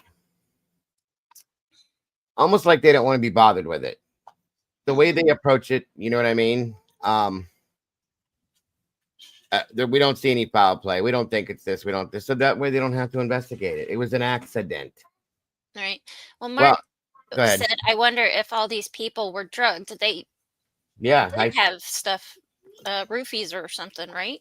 The guy that survived, okay, he was drugged with I think it was Rufinol and maybe something else. But see what when we looked into this and researched some of this stuff in the past, there's certain drugs that can be given to people that disappear within a period of hours. Right. But they won't show up in an autopsy. So his did, because he survived and they took him to barely survive. Somebody found him. He wasn't supposed to. Yeah, MDMA. Thank you, Alicia. And there's a couple other ones, I think, too, that will affect you this way. And I think, that was part of our thought, too, when we investigated this, Mark, was that they were being drugged in the bar. And it affects them as they're leaving. And at some point, they get attacked by this person and off into the lake they go. Or these persons. I think it's possibly more than one. So, yeah, I got to agree. And like Alicia said, MDMA is one of those drugs that can be given and it doesn't show up in an autopsy report. So this is absolutely pure laziness as far as I'm concerned with law enforcement, because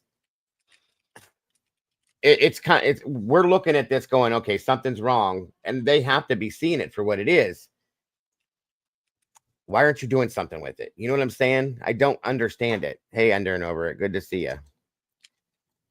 I don't know. It's just a thought. Sorry, I'm playing with my toys here. You see these? No, that's cute. McDonald's toys.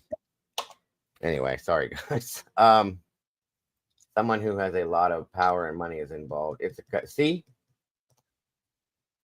it's possible to. We also looked into the possibility of a group of women, because there was somebody somewhere found a story about a group of women that are basically doing this to get money. Okay, so that's one of the other possibilities as well. Angel D, good to see you. Mountain Man's in the house. Good to see you, brother. All the city has to do is install trail cams around it. We've said that many a times, or some kind of a safety precaution for the lake.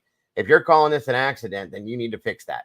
They haven't done that either. So even at some point, Riley Strange situation, I thought could have been possibly involved with this. I don't think it now, but still, it's one of those thoughts that is it moving? Because I think it's some places in Chicago, Texas. There's been a few other places where it seems to be the same MO, just not as often as Lady Bird Lake. So, GHB is out of the body in hours, really tested in that. Yeah, exactly. Good point, Tinsel. Thank you. And welcome, by the way. Okay. So, yeah, guys, you guys are on point with this, too. Thank you, Angel. I'm in town with some friends. They headed to none other than Rainy Street, and it was pretty busy as usual. Like many of the victims before him, Pugh then vanished at some point during the night. His friends couldn't pinpoint exactly when or how he separated from the group, but those hours turned into days as people searched, fear growing with each passing hour. Unlike the other cases, this story would take an unexpected turn. Because 2 days after his disappearance, Pugh was found. According to police, Pugh was last seen here at Clive on Rainy Street when he was reported missing, but this is nowhere near where he was found. He was actually found south of Lady Bird Lake, near the south end of the Congress Avenue Bridge, a drive that took us about 5 minutes. According to those who found him, Pugh was deep embedded into this brush right here, in between the water and the hike and bike trail. And Pugh was conscious, but barely clinging to life.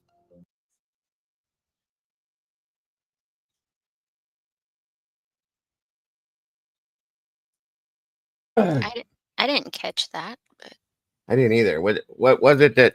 What did I miss? Sorry, I'm over here choking. oh, Sorry about that, you guys. What were you looking at, Phil? the video.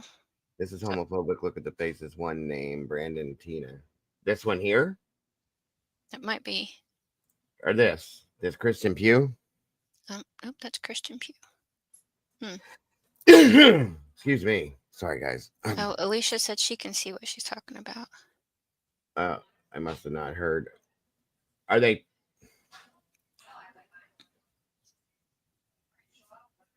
I don't know. Sorry, you guys. I can't get this out. You're supposed to swallow, not inhale. Well, I went down the wrong side. Well, that's what I'm saying. People being targeted for their sexuality. Oh, yeah. That was another thought already, too. That's what you meant, Phil. Yes. That was one of the main. I thought you meant something in here. Absolutely, 100%. That was one of our main thoughts. You remember, Mama Bear, that we looked into it, and I thought, are these gay men that are being attacked like this? 100%. Mountain Man, the killer, not the video, the killer. Yeah. Absolutely. No, I got you, Phil. 100%. That's exactly where our thoughts went on this after we started seeing certain things. I said, yeah, this makes sense now. And that's why I started calling it a hate crime, in my opinion, if that's what's going on. But the police won't even look at it that way. They won't do anything with this. And I don't understand. It's so frustrating. So frustrating. They're accidents. That's all they're saying is they're accidents that we don't see. And you guys have seen, some of you have seen the press conferences that they give on these. They sent an officer in. he walks up and go. One of the main things, all he does is come in there to say is, "Well, we don't see any foul play here. So it was a horrible accident. Thank you. Have a nice day. Goodbye." That's it. That's all they're saying about this, and it absolutely looks to me like hate crimes, and it has. There was 1 or 2 women, and there was, I think, 1 or 2 guys that I don't believe were homosexual at that point. Now, does the killer know that? I don't know. Okay. And were the 2 women homosexual possibly? I don't know. They could have been. It could be related in that sense too, but that's my look at this.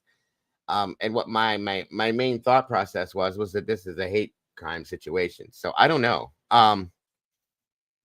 But I see you. Many of people have noticed it, Phil. So very good pointing that out. Once again, I wish law enforcement would look at it that way. Busy as usual. Like many of the victims before him, Pugh then vanished at some point during the night. His friends couldn't pinpoint exactly when or how he separated from the group, but those hours turned into days as people searched, fear growing with each passing hour. Unlike the other cases, well, this story would take an unexpected turn. Because 2 days after his disappearance, Moonlip says, if I'm not mistaken, the 5 in Chicago were 2 years ago, all in a close duration of time. So it makes me, that's what I said. Now, I also related this to another case that I've been following pretty obsessively too. Not the, I always get them confused. Which one was it, Bear? Was it the happy face or the smiley face? The happy face was the old one, right? I think so. I get them confused. I do too. I believe it's the smiley face killer situations that have happened that kind of mimic this, or vice versa. I don't know if they're related or if they're not related. Okay. First time I've seen this. They all set up alarms first, Graham, stealing more chin than they can swim with. Move along. Yes, ma'am. Absolutely. Okay, Tinsel said smiley face. Smiley. Alicia Thank said you. Smiley face. Okay. Thank you, guys. I thought that's what it was. And I still feel there's a possibility that they're related. I do. Because again, the MO matches. Too many things line up, and I don't believe in coincidences when it comes to this stuff. So thank you, Stormy. Yes, happy face was Keith Jefferson. Very true. So it is the smiley face. I need to write that on my forehead so I don't forget it. Yep. Some men have that's found true. themselves absolutely sick as a dog. Days later, can't remember a thing. Exactly. Same exact thing, Angel. Agreed. Thank you. Do the Austin cases have missing time? A lot of them have the same exact MO, Tinsel. I didn't get to investigate some of the other stuff, but I really did deep on the main stuff in Lady Bird. There was Chicago. There was also New York and Cleveland. Okay. And maybe more. So I always thought it was a traveler. And then this started happening in the UK the same way. Now that's a bit of a haul, to be doing it over there. Or is it just somebody seeing it maybe on the news and being a copycat? Or is it just how it ended up? It could be any of that. So especially with the UK side of things. The victims who don't survive being drugged end up in the lake with their cards and wallets still on them, allegedly. Right. Huh. You guys are on point with a lot of this, guys. I appreciate it very much. appearance, Pugh was found. Yeah, the Happy Face series is really good.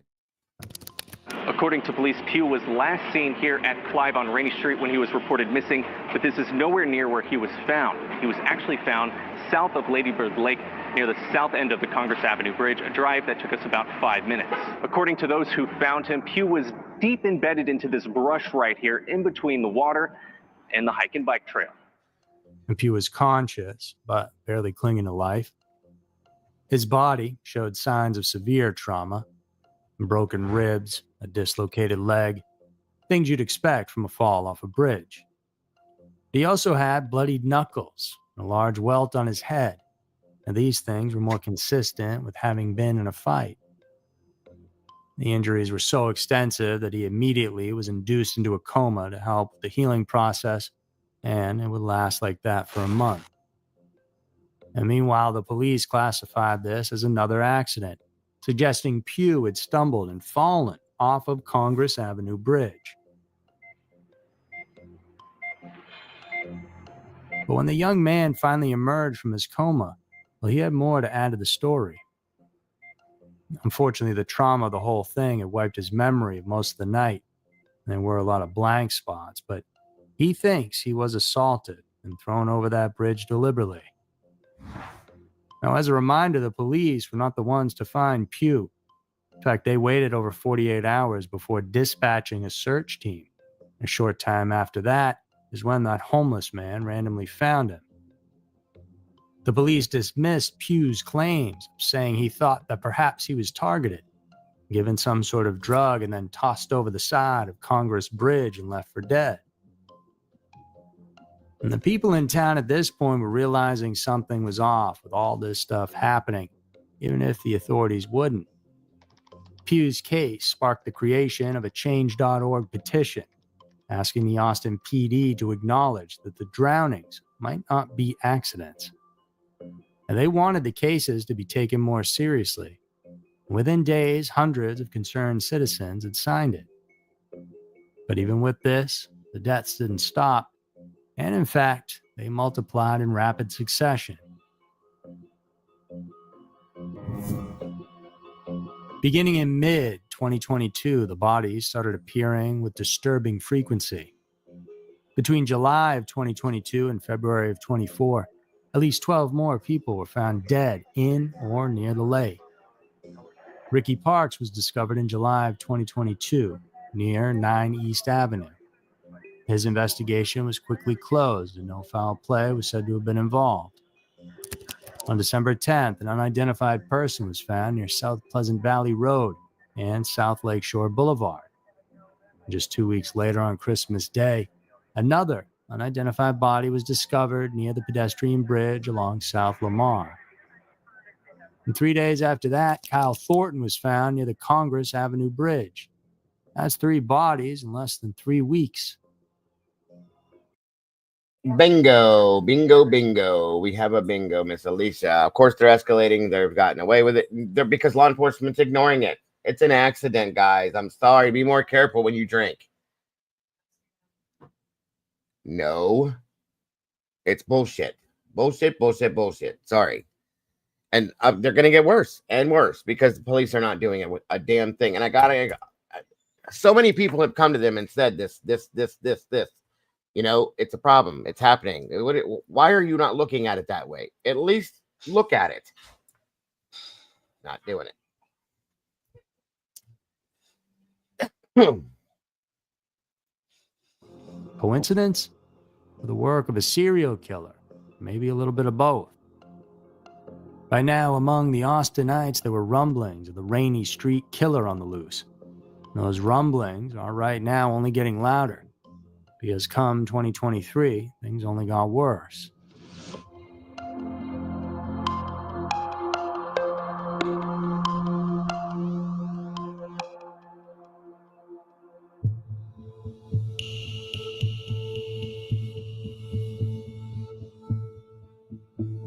On February 5th of that year, Jason John, known to friends as JJ, disappeared.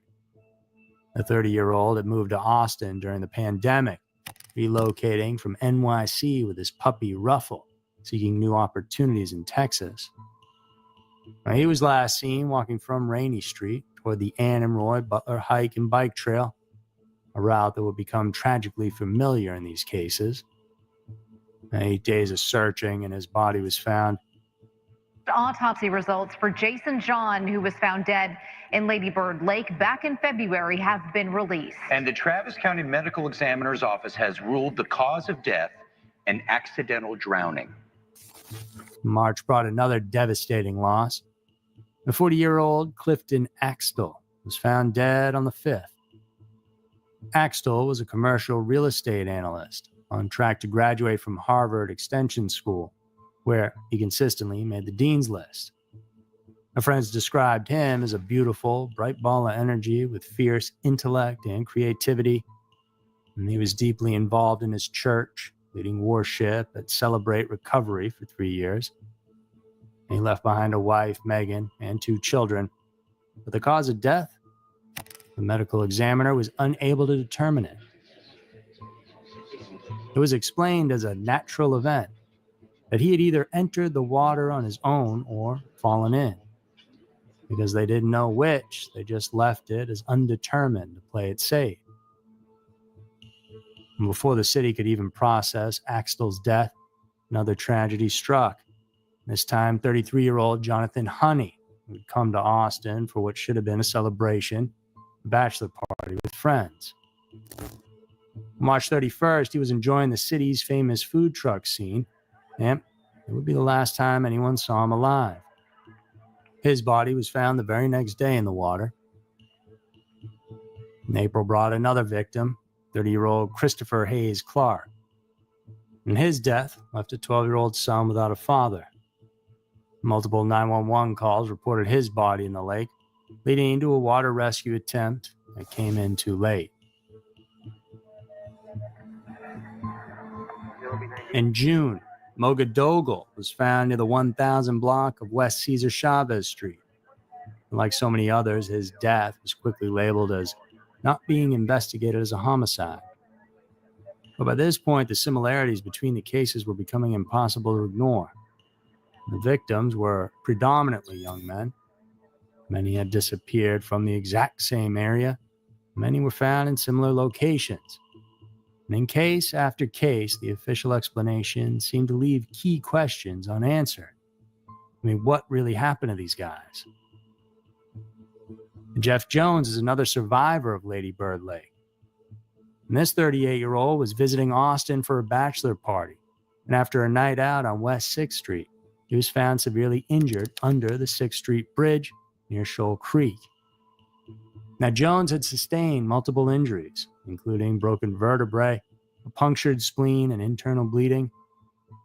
Medical tests revealed the presence of Rohypnol in his system, indicating he had been drugged that night.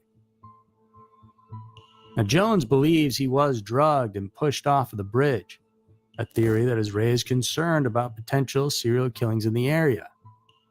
After all, he wouldn't be the first, but yet, the police do not seem to be taking this seriously. 5 bodies pulled from Lady Bird Lake in just 6 months. Jason John, Clifton Axtell, Jonathan Honey, John Christopher Hayes Clark, and now an unidentified man. The most recent discovery came on February 5th of 2024. Austin police responding to a high-priority call in Zone 300 of Lady Bird Lake around 8:15 Sunday morning. That's near Brazos and East Cesar Chavez Street. APD says that based on appearance, the body was a homeless woman in her 60s and that it looks like she was trying to stay warm based on her clothing and the position of her body. Police say there were no signs of drug or alcohol usage. And that leaves us with over 16 cases, the majority of which took place in the last 3 years, all surrounded by an unmistakable air of mystery. In short, this is what we got. Many of the victims were young men in their 20s or 30s. A significant number were last seen in or around the Rainy Street district. And several victims disappeared in the early morning hours between 2 and 3 a.m. The Austin police have consistently maintained that there's no evidence linking these deaths together or suggesting foul play was even involved. They point to alcohol as a common factor, noting that many victims have been drinking before their deaths. The department emphasizes that the combination of alcohol and easy access to the lake, particularly through poorly lit areas, creates dangerous conditions. But that doesn't seem to be the whole story, because multiple victims showed signs of physical trauma. Several bodies were found far from where the victims were last seen, many of them showing up in parts of the lake that were opposite to the direction that the current flows, meaning there's more to their stories than just falling in. They walked around to other parts of the city. Where exactly, though, nobody knows.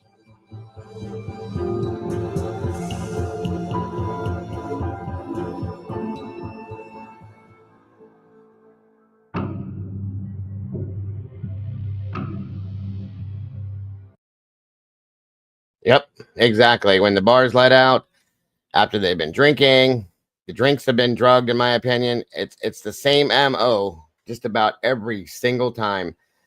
I think there was one that was a little different, and it was a woman. That may have been an accident. That one I'll give it. Besides that, no, the rest of them match almost identically. So it's ridiculous, wholeheartedly. So let's dive into two of the most compelling theories surrounding the deaths at Lady Bird Lake.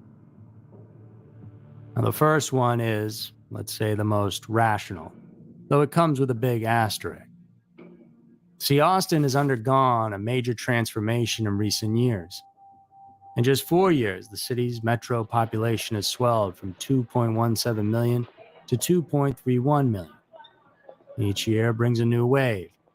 52,000 new residents in 2022, another 46,000 in 23, and 46,000 more in 24. That's a lot of people. Around 1,000 new residents every single week, each chasing dreams of tech jobs and the freedom of Texas living. Now, this massive growth has rewritten Austin's identity. The streets that once housed local musicians and artists now showcase tech campuses and startup incubators. The city's famous weird culture drowns under waves of development, leaving a landscape where homeless encampments huddle in the shadows of gleaming luxury high-rises.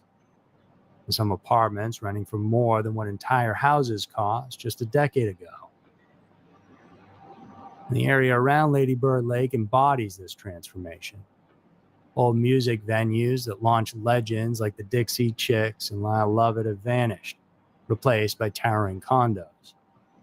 Former hippie hangouts and vegan cafes that once prioritized feeding the community over profit have given way to upscale restaurants and bars. This rapid change has created a perfect storm of conditions around the lake. University students under immense stress from Austin's rising cost of living, mixed with the city's unhoused population, creating a volatile environment. Bars and clubs overflow with revelers every weekend, adding to the chaos. The lake's winding trails, often dimly lit and with numerous access points to deep water, provide the ideal setting for tragedy to unfold in an instant, especially when all the new people don't know what's around the next bend. So through this lens, the string of drownings takes on a grimly logical aspect. A late night on Rainy Street, where drinks flow freely and crowds spill into the streets until the early hours of the morning. The lake is just a few blocks away, its edge often unguarded. A little stumble is all it takes. A misstep could easily lead to disaster. Or a nice big push. That it takes that too sometimes. But then there's the other theory that continues to linger. With several bodies surfacing over the past 2 years in and around Lady Bird Lake, rumors of a serial killer have been brought into question. Although the police dismiss this notion, the pattern of deaths seem to point to something far more sinister going on. A predator intentionally targeting victims. And what better place to do it, really, than where there's tons of people and tons of alcohol? And people have foggy memories. And if anything is to happen, well, it's easy to blame it on the bars and restaurants sitting so close to the water. Here, the lake's edge combines tourist spots where people gather to watch the famous Austin Bats. Welcome, Robert. Good to see you, brother. Access points, creating countless opportunities for anybody with malicious intent. Advocates of this theory note disturbing details that seem to transcend mere coincidence. There's the unexplained trauma found on multiple victims. The curious fact that the bodies sometimes appear far from the victims' last known locations. Then there's the case of Martin Gutierrez, who was seen on camera stumbling as if he had been drugged. The case of Christian Pugh, who survived but can't remember what happened to him. Again, possibly drugged. The case of Jeff Jones, who was convinced he was drugged and pushed off of the bridge, with the toxicology reports backing him up. Despite these unsettling signs, local law enforcement continue to maintain that each death has been thoroughly investigated and deemed either accidental or unexplained. But history has shown that many deaths in many cases have been initially written off as coincidences until the real perpetrator is finally caught.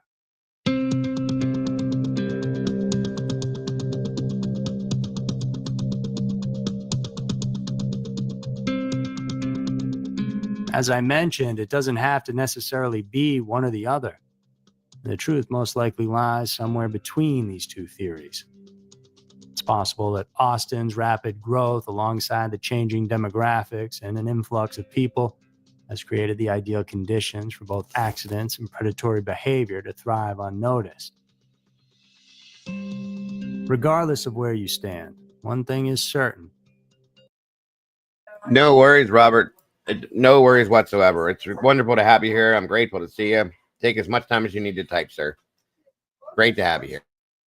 For many in Austin, Lady Bird Lake is no longer seen as just a peaceful urban retreat. And it's become a place of uncertainty where safety feels compromised.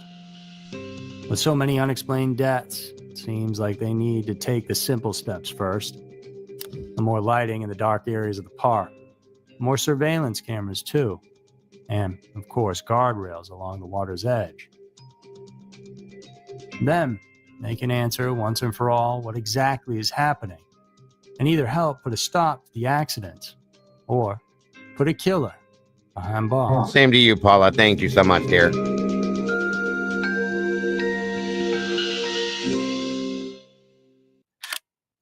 So that's going to do it for this week's episode of Every Town. Hope you all enjoyed it. So there it is. Like I said, I like the way he presented it, and it's definitely a problem. Okay, and I just don't understand why APD will not look at it that way, or anyone for that matter. I don't know, but Mama Bear, your thoughts on this?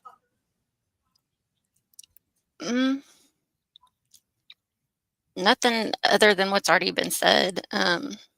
It's just really weird why they wouldn't put up like a railing to keep people from doing this if it's accidental.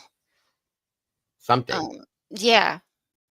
I mean, just show that you're trying to prevent it somehow, some way, whether it's accidental or not. Yeah, agreed. You're absolutely right. Anything like they won't even like hear. They don't want to hear anybody. People have gone to them trying to talk to them about it. They don't want to hear it. Excuse me. I don't understand it. Like, why won't you just at least look into it? And it made me. That's what made me start wondering. Do they think it might be one of their own? You know, is there something weird? I mean, I know that sounds ridiculous, but still, it's crazy to me. I don't understand it. Yeah, 16 in 3 years is a lot, in my opinion. And there was an uptick there for a while where it just was like one after another. Boom, boom, boom, boom. You know what I mean? So I remember that. big deal, big deal. And then it quieted down. When people started making noise about it, it got quiet for a little while. So I don't know, you guys. It just bugs me. Just saying, it bugs me. I got one more thing here I wanted to show you guys, and I'm sorry. I'm once again ahead of time. Nancy. It's Aunt Nancy, guys. Please don't hate me. But it's a crazy story, and it definitely needs to get put out there. So, and then we're gonna move to some other segments here. A little less lighthearted than a little more lighthearted. Sorry, I don't know what the hell I'm saying. Anyway, yes, I'm sorry, Alicia. This needs to be heard in a bad way, in my opinion, if you haven't seen it. So according to police, the so-called DUI mom crashes her car into a canal, then flees the scene to take a boozy, drunken bath, leaving her 4-year-old little girl to drown in the car back in the canal.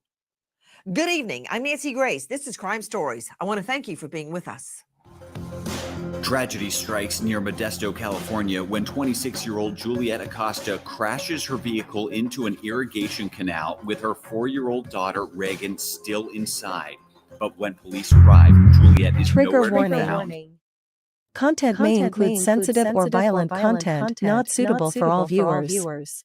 Feel free to step out if needed. Just in case, everyone. And what they uncover next stuns the community. Okay, crashing, bad enough, with your child in the car. The car flipped in the water in a canal. But why wasn't mommy frantically trying to save her daughter? And why did she flee the scene to go take a boozy, drunken bath, leaving the baby in the car? Joining me an all-star panel to make sense of what we are learning right now, but I want you to listen to this. So is the baby strapped in?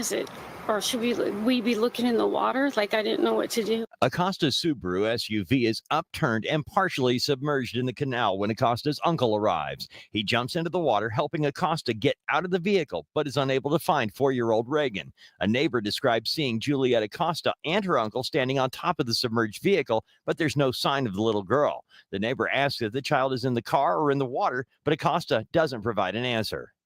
That from our friends at CBS 13 Sacramento. Straight out to special guest joining us, Nina Burns, reporter KOVR CBS 13 in Sacramento. Yeah, we had this happened where I'm from, Tinsel. There was no parent in the car. It was teenage kids. There were 6 of them in the vehicle. It was the SUV. The one girl was not supposed to be driving and was driving very irately high at a high speed. Went to turn the corner and rolled the SUV into a creek, which was pretty deep. And they were upside down. They couldn't get out. And all 6 of the kids passed on. 5 of them. One of them got out and tried to go get help. And the other 5 passed away.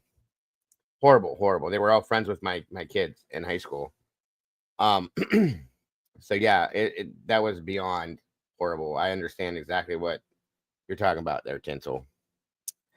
So I understand, Angel, 100%. Sacramento. Nina, thank you for being with us. First of all, I'm trying to get my mind around leaving a crash with your child in the back seat strapped in the water so you can go take a drunken bath. But first things first, tell me about the crash itself. What happened, Nina? So it was March 8th. It was a Sunday. And what we heard is that she was leaving her uncle's house right by the canal. It was only about 900 feet, I would say. And she drove it straight in. The uncle did dive in, saved her. They went to the surface. As you heard earlier, the witness said she saw the uncle jump in and retrieve the mother. 20 minutes later, she realized the daughter was still in the car. And that's when the sheriff stopped. Wait. Why didn't he save the baby Exactly. first before the mother? That's what you do. Yeah. Any accident scenes we've ever been on, we always save women and children before men, and children before mothers, or children before women. Sorry. Yeah, she was, I believe, Tinsel. So yeah, why would you jump in and save her and not the baby first? That's crazy to me. Something ain't right. I agree, Scott. Yes, Tinsel, she was drunk. Yeah. Lisa said, I don't think she knew she was there. See? Nope. Wait, hold on, Nina. So the uncle, that's the home that DUI mom had been at, and she leaves there. The crash occurred. I want to hear about how that crash went down. What exactly happened? I mean, driving along and suddenly you're in the water. There has to be something in between. You would assume, but all of the witnesses heard the crash. I mean, it was pretty late at night. All we know is when they saw the car go into the canal. That's what we're still trying to figure out exactly how she went straight on into that canal. I mean, the road is completely to the right. Welcome, we do look at Raquel. the screen. I mean, it is nowhere near now. Nina Burns, I'm learning a little bit. Listen, Juliet Acosta is driving home from a party with her 4-year-old daughter, Reagan Heron, buckled into her car seat in the back of the Subaru SUV, driving south on Arlberg Road. Well, there's the first red flag that this is an idiot driving drunk from a party home with your child in the car. Well, why did she have her daughter at a party to begin with that late at Bingo. night? Thank you, ma'am. Thank you. Thank you. She does. She's such a beautiful little thing. Absolutely. Road, Acosta is not in control of her vehicle as she drives onto the shoulder of the road on the left-hand side, sideswiping a pole, pushing her vehicle back onto the asphalt. Acosta continues south and fails to make a turn, driving up an embankment and crashing into an irrigation canal along Canal Bank Road. The sound of the crash into the pole and into the water is loud enough to get the attention of those living nearby, including Acosta's uncle and a neighbor who head to the canal to see if they can help. Wow. Okay. I'm hearing maybe 5 to 7 times the crash and the daughter's drowning death could have been avoided. Straight out to joining me, Nina Burns. You just heard joining us, KOVR CBS 13. Bill Garcia is with us, owner of Bill Garcia Investigative Services in this jurisdiction. Critical. Bill, in your jurisdiction, what's the blood alcohol necessary for a DUI charge? It's 0.08, and obviously she was at least 3 times that amount. Oh, you're seeing a shot right now. Good God. And you put a baby in the car with you, you stupid piece of shit.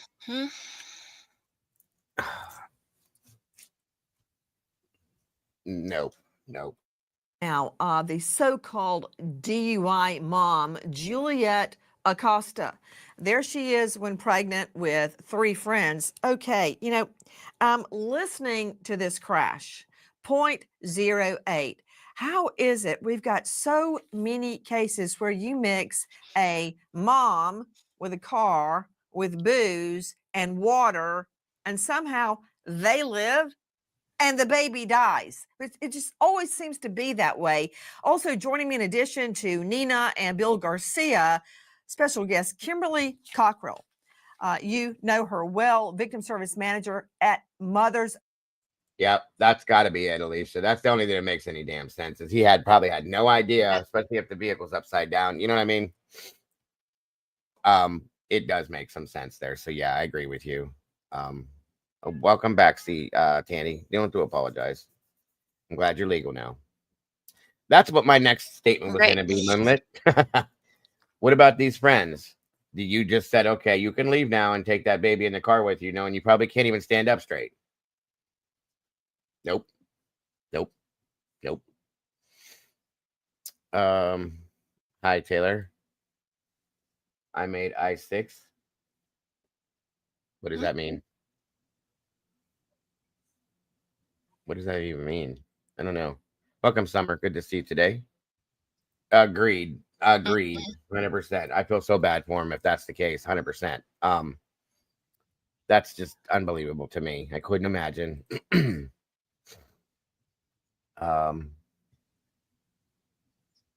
Yeah, 100%. The mother better. Oh, that's okay, Taylor. Welcome, hon. Thank you for joining us. I didn't know what I6 meant. Sorry. That's a thought, Alicia. Did she leave the baby in the car the whole time she was at the party? I wouldn't doubt it. At this point, I wouldn't doubt it. But then again, we don't know what kind of a party it was. It could have been a kid's birthday card party that they all got hammered at. And you know what I mean? Yeah. Late at night, though? A kid's party? Well, it started off that way. I'm not saying it was a kid's party per se. I'm just giving like an example. You know what I mean? Yeah. Like maybe a cookout or just to get together or something. And their kids were all playing together. And then she decides to go home after she's smashed and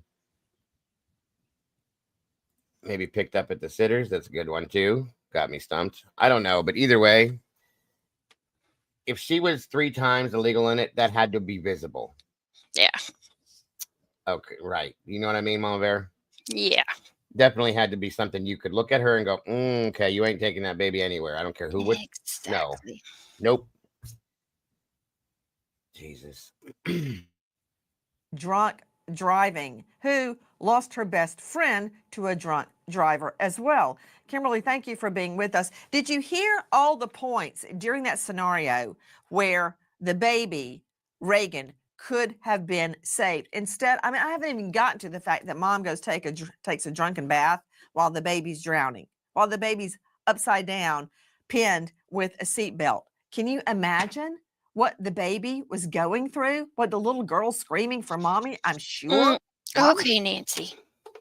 Jesus Christ, Nancy. Like, why does she have to do that? Kind of I just tell don't the know, story but and go forward. jeez. Good God. Sadistic psycho.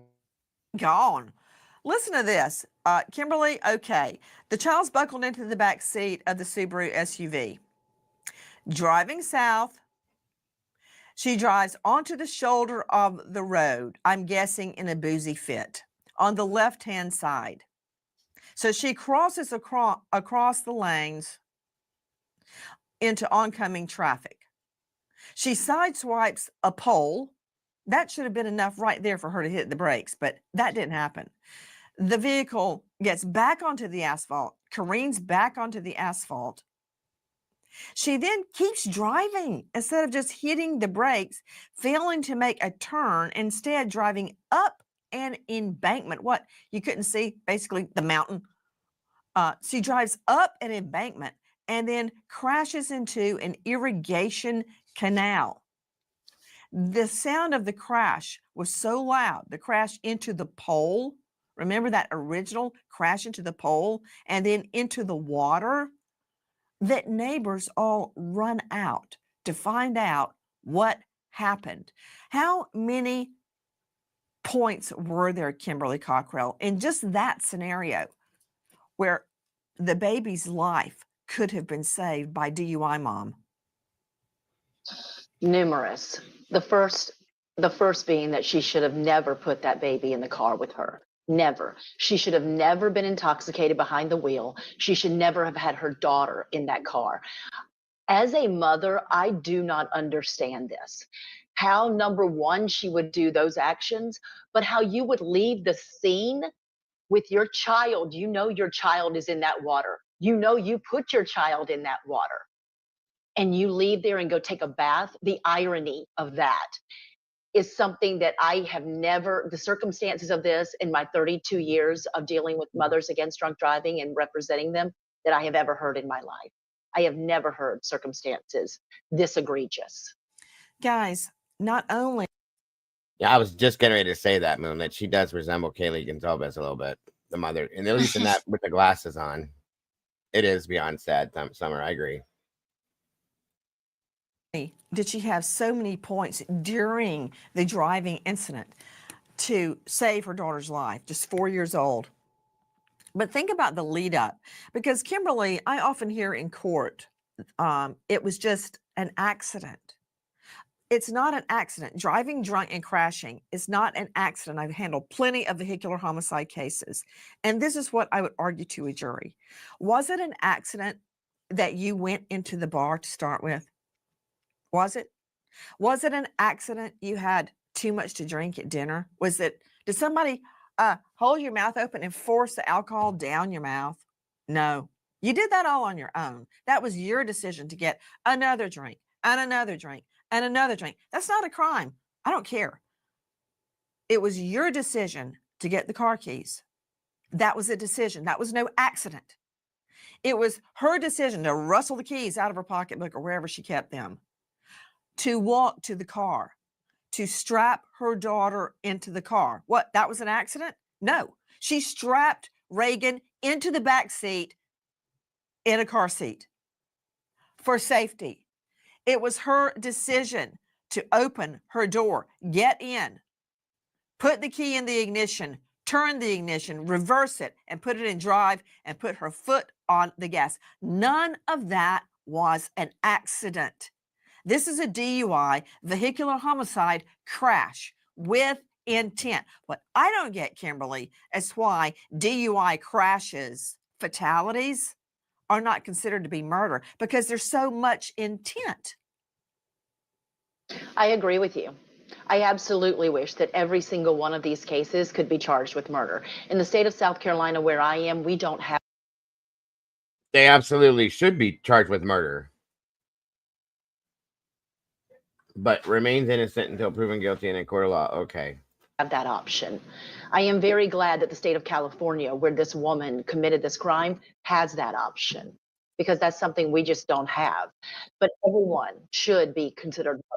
To Derek Smith joining me, high-profile lawyer who has handled plenty of moms, let me just say, that are not strangers to the criminal justice system. I remember your last one where mommy went to Puerto Rico and left her daughter to starve in a playpen.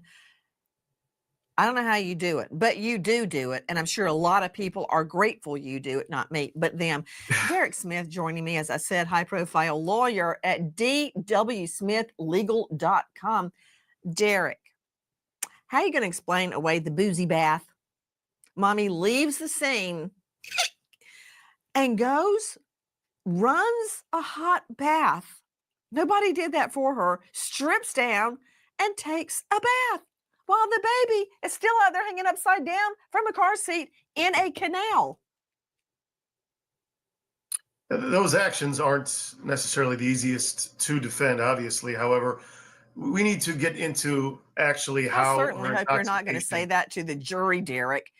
Well, it's a lead up. Guys, I don't know really how to explain what she did, but let me give it a stab. You have to get into. Give me your best shot. You got to shot. get into how the intoxication happened.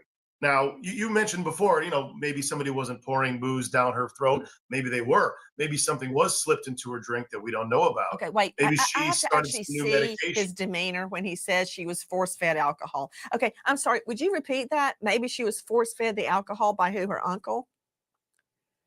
We don't know yet. It's still early in the investigation, isn't it? I mean, there could have been a new medication that she was on. There could have been some other factors that led into her getting to that state that she was in prior to operating the vehicle. But like I said, whether it's new medication, whether something was in her drink, whether she was involuntarily taking something she thought was something else that caused this reaction chemically inside her body. And then the second part, after the crash, was there some trauma?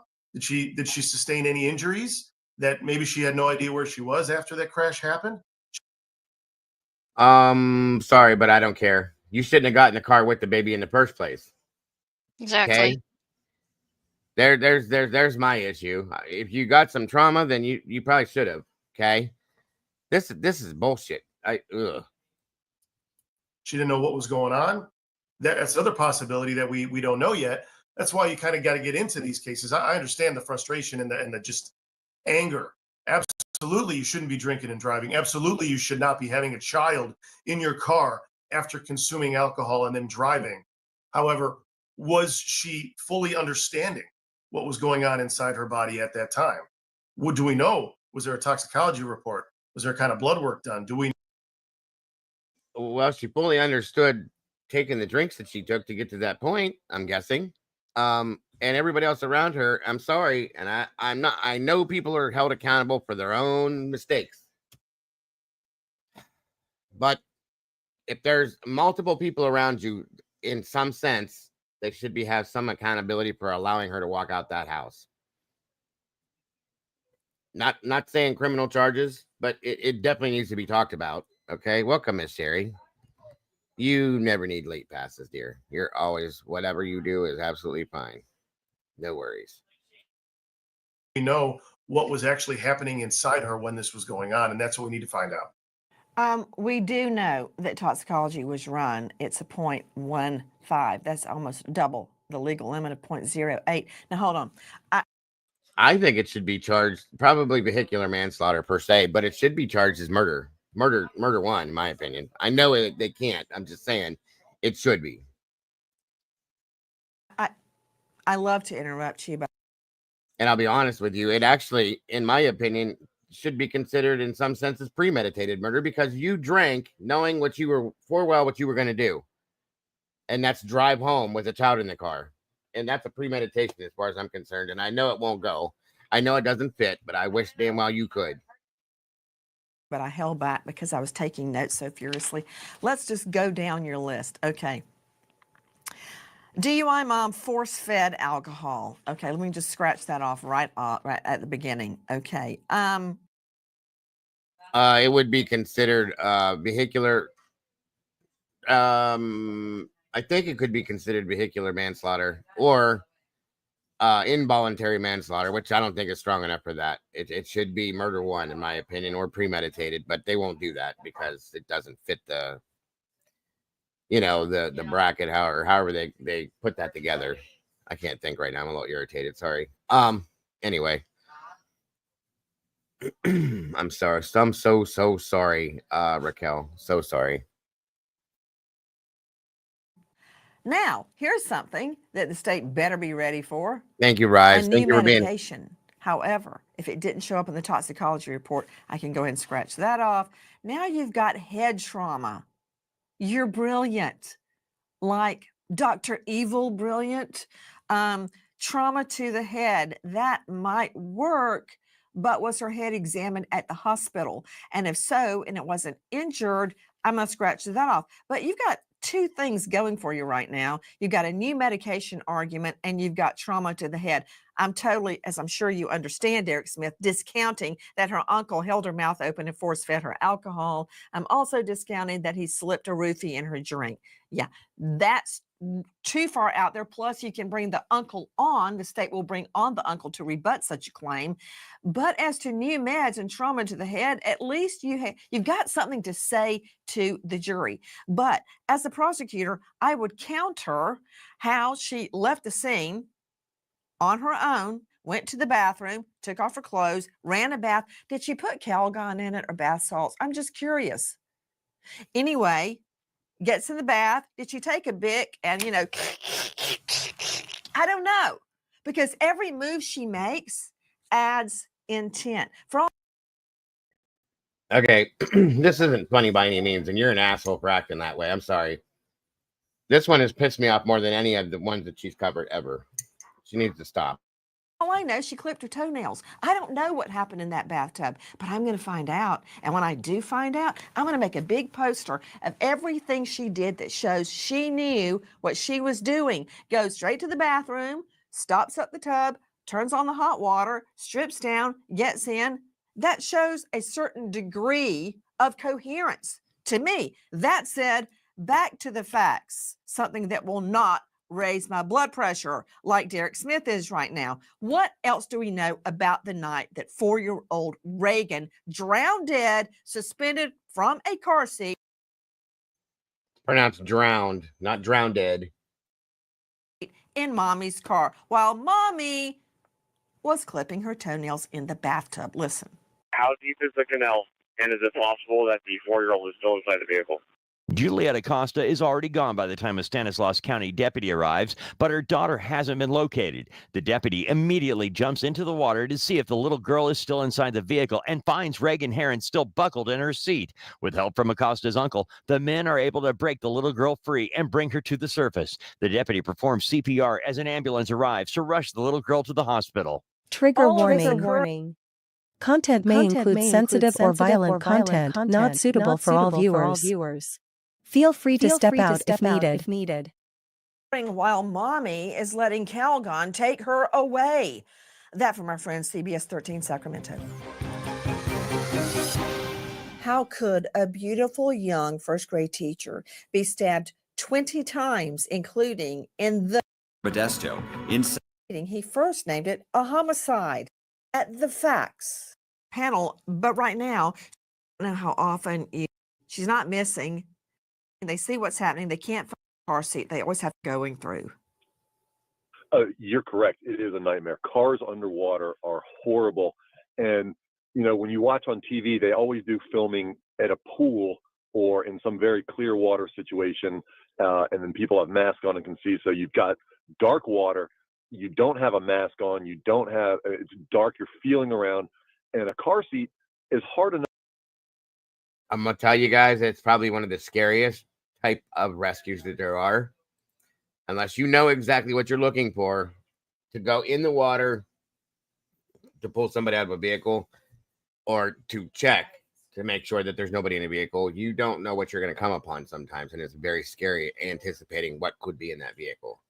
I've done many of those water rescues because we worked on a lake, and a lot of people would go off the causeway drinking or speeding or just whatever. And we've done quite a few of them, and quite a few times we pulled people out. A couple of times people got out themselves, thank God. But it's very scary because, like I said, the water's so murky. You got to get inside the situation, the vehicle, and what assess the situation. Sometimes you are very surprised as to what you come on to, and it's really scary, honestly.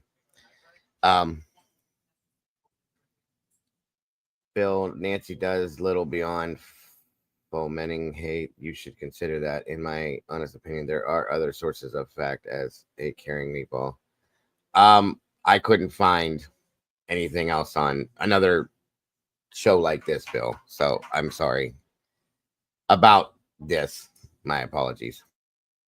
Enough in dry land. I mean, if you've been a parent, you know that getting a child in and out of a car seat is always some sort of struggle. But then when you're in the water, anything that is in your car, I want you to go to your car this afternoon and later today and just look around at anything that's loose, a box of Kleenex, a soda can, a coffee cup, whatever. Anything that's loose in a car is going to be floating around, and it's going to be getting in your way, and it's going to be bumping into you.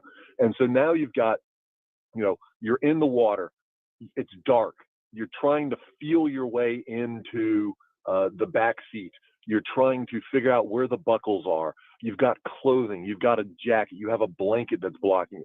It's just the word nightmare is very appropriate. That's the situation that you're going into, and you're working against the clock. You're trying, and we've all done this. We've all tried to do things very, very quickly or fast, and you make mistakes. So you have to slow down to be more effective, but you want to be moving as quickly as possible to also.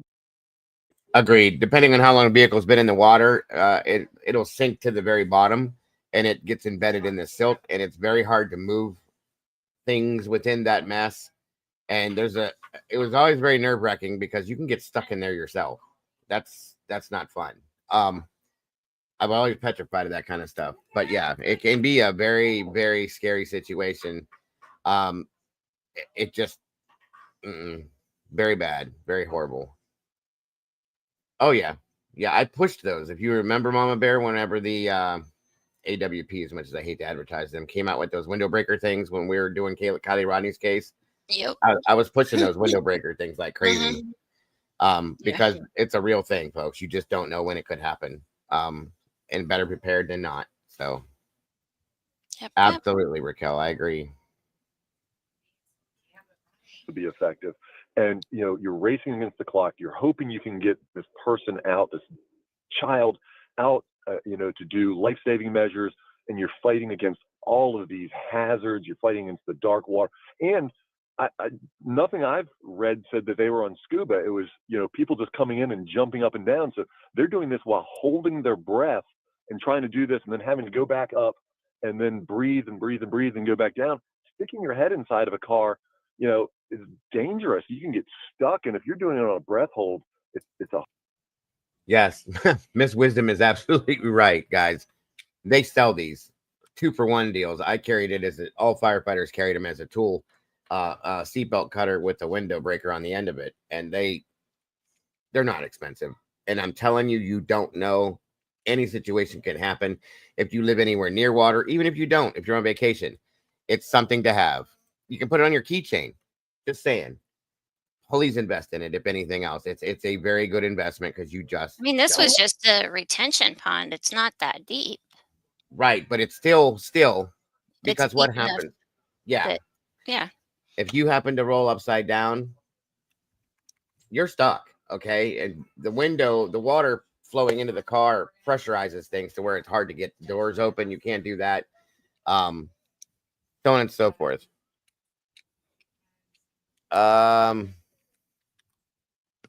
Robert said, I don't know if it's my YouTube feed, but I'm typing and poof, you have had questions yourself on the algorithm.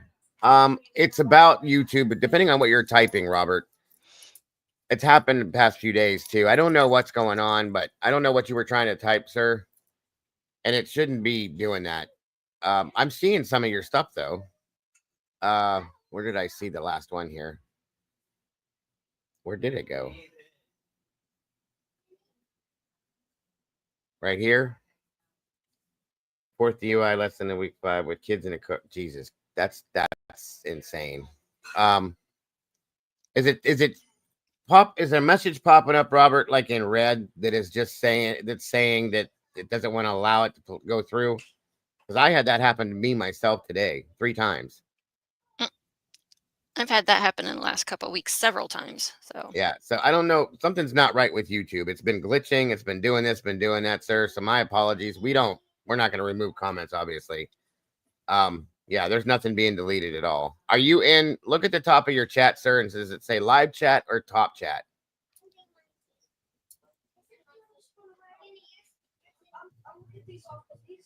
Thank you, by the way, Mom Bear, for the back chat. you're welcome. Yeah, there should be a little drop down link at the top of your chat that'll say live chat and top chat. Click and make sure that it's in live chat if it's not.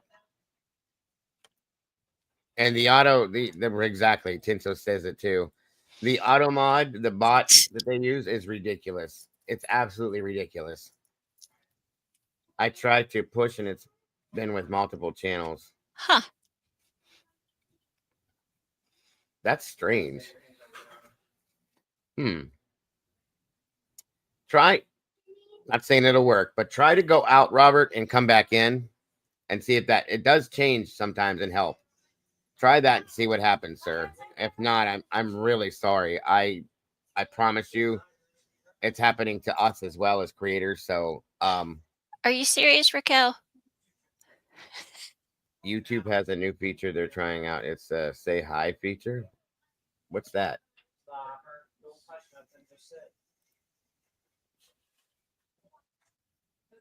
Oh, Jesus, Bonnie, that's horrible. Yeah, they're probably updating again, which is when all these stupid things happen.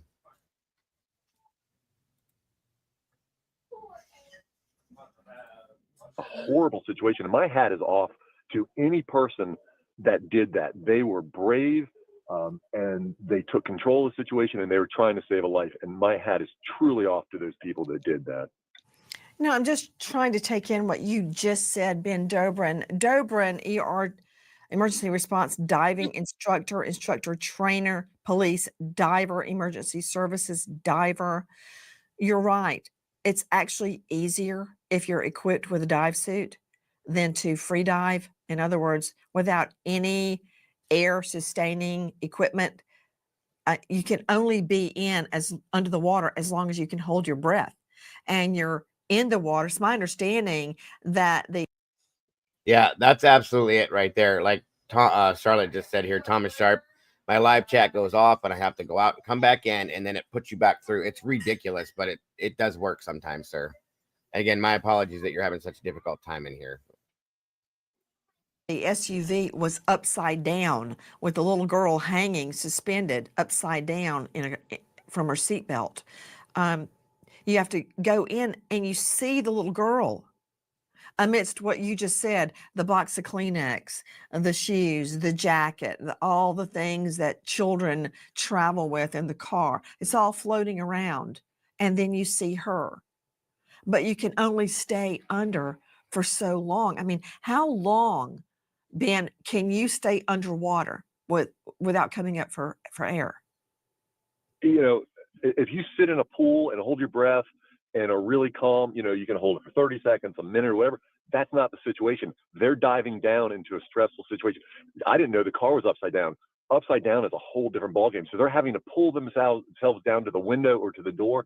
You burn up your air very quickly. If they could do this for 30 seconds or 45 seconds at a time, I'd be impressed. Yes, and you need to be able to stay below water and keep yourself under to do what you're doing. And a lot of us as SAR, search and rescue and stuff like that, as first responders, don't always use scuba gear for this, okay? Because sometimes it gets in your way, sometimes it's too much, and sometimes it's not needed because it's just a quick scenario. So yeah, you got to go up and down a lot because you can't always get the situation the way within that situation.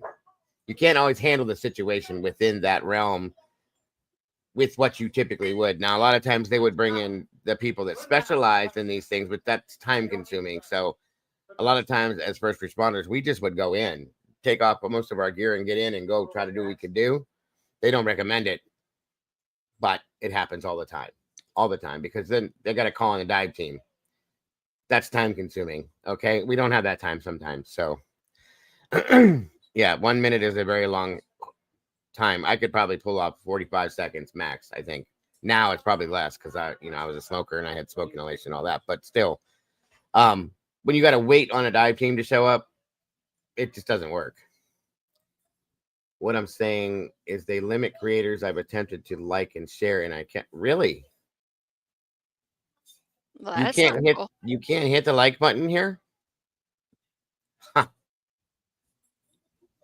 Are you kidding What? me? That doesn't make sense. That's weird. That's very weird. Oh my gosh, Bonnie. Really? Yeah, that's a thing too sometimes, because the rush of it, you can't. Thank you, Taylor. Oh, yeah. Yeah. It's a big problem. It does cause it that. I'm sorry, Robert, and I appreciate you telling me, because that doesn't make sense. That's a strange thing. I've never heard of that before. Kent Kearney, thank you, sir. And good. I appreciate that very much. Your body is burning through all that oxygen. Your body's saying you have to breathe, and you can't do it. And they're burning it. They're under stress. They're using their muscles. They're physically pulling themselves down to look in that car. The seat is not where you expect it. An upside down car, upside down anything, everything. Our brains are not wired to handle things upside down. So their brains are trying to look for a car seat and a car that's of normal, upright. They were in a horrible situation trying to do this, but That's the biggest problem with these guys that I found personally in my interactions and my experiences, is that you get disoriented because you're underwater, you're upside down trying to deal with the situation right side up.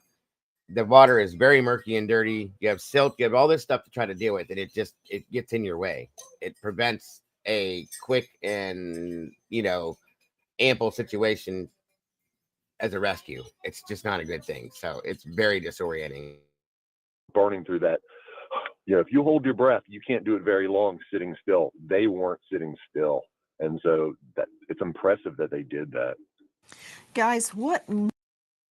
That's what I was trying to explain. Even if it's only a foot deep, 3 feet deep, like Cap said, we've had creeks. I'll say creek because you guys don't know what a creek is, but with like this much water in them that people have rolled over in. And when they're trapped, and the water gets in there, they can't find a way to get out sometimes, and it will definitely take your life. It's very sad. More do we know? I can imagine the EMTs jumping in the water in the dead of night. The neighbor shows up screaming, "Where's the little girl? Where's the little girl?" Mommy is gone taking a bath. It's beyond comprehension. Listen to this. I can't get it out of my head, so every time I close my eyes, that's all I can see is the little girl coming out of the water. With 4-year-old Reagan Heron in the back of an ambulance, deputies search for the mother, the driver of the car, Juliet Acosta. Even though her uncle lives nearby, Acosta is found at a nearby residence, reportedly taking a bath while her daughter is still missing. From CBS 13 Sacramento, Nina Burns joining me, reporter KOVR CBS 13 there in Sacramento. Nina, where is the report coming from that Welcome, official. cops found her taking a bath? Still waiting for that answer. They told us it wasn't the uncle's house, a nearby resident. I mean, this did happen in Hickman, which is only about 15 minutes away from her hometown, Oakdale. So she could have had a friend. We're not sure. The defense attorney and the DA, neither of us are exactly telling us where she was taking that bath, just that she was taking a bath. I wonder if she went back to the place she left the party from. You know what I mean? I don't know how far away it was from the party, but she could have went back to that place. I can't imagine her just going into some random house. ARW? I don't know what that means, Robert. I'm sorry, bud. Well, I said it wasn't the uncle's house, Alicia. Raquel's in Sacramento. Gotcha. ARW. Do you know what that means, Bear? ARW.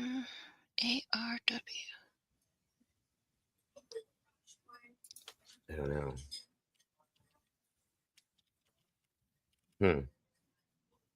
I don't know. It's okay, Lisa. Don't apologize. You know better than that.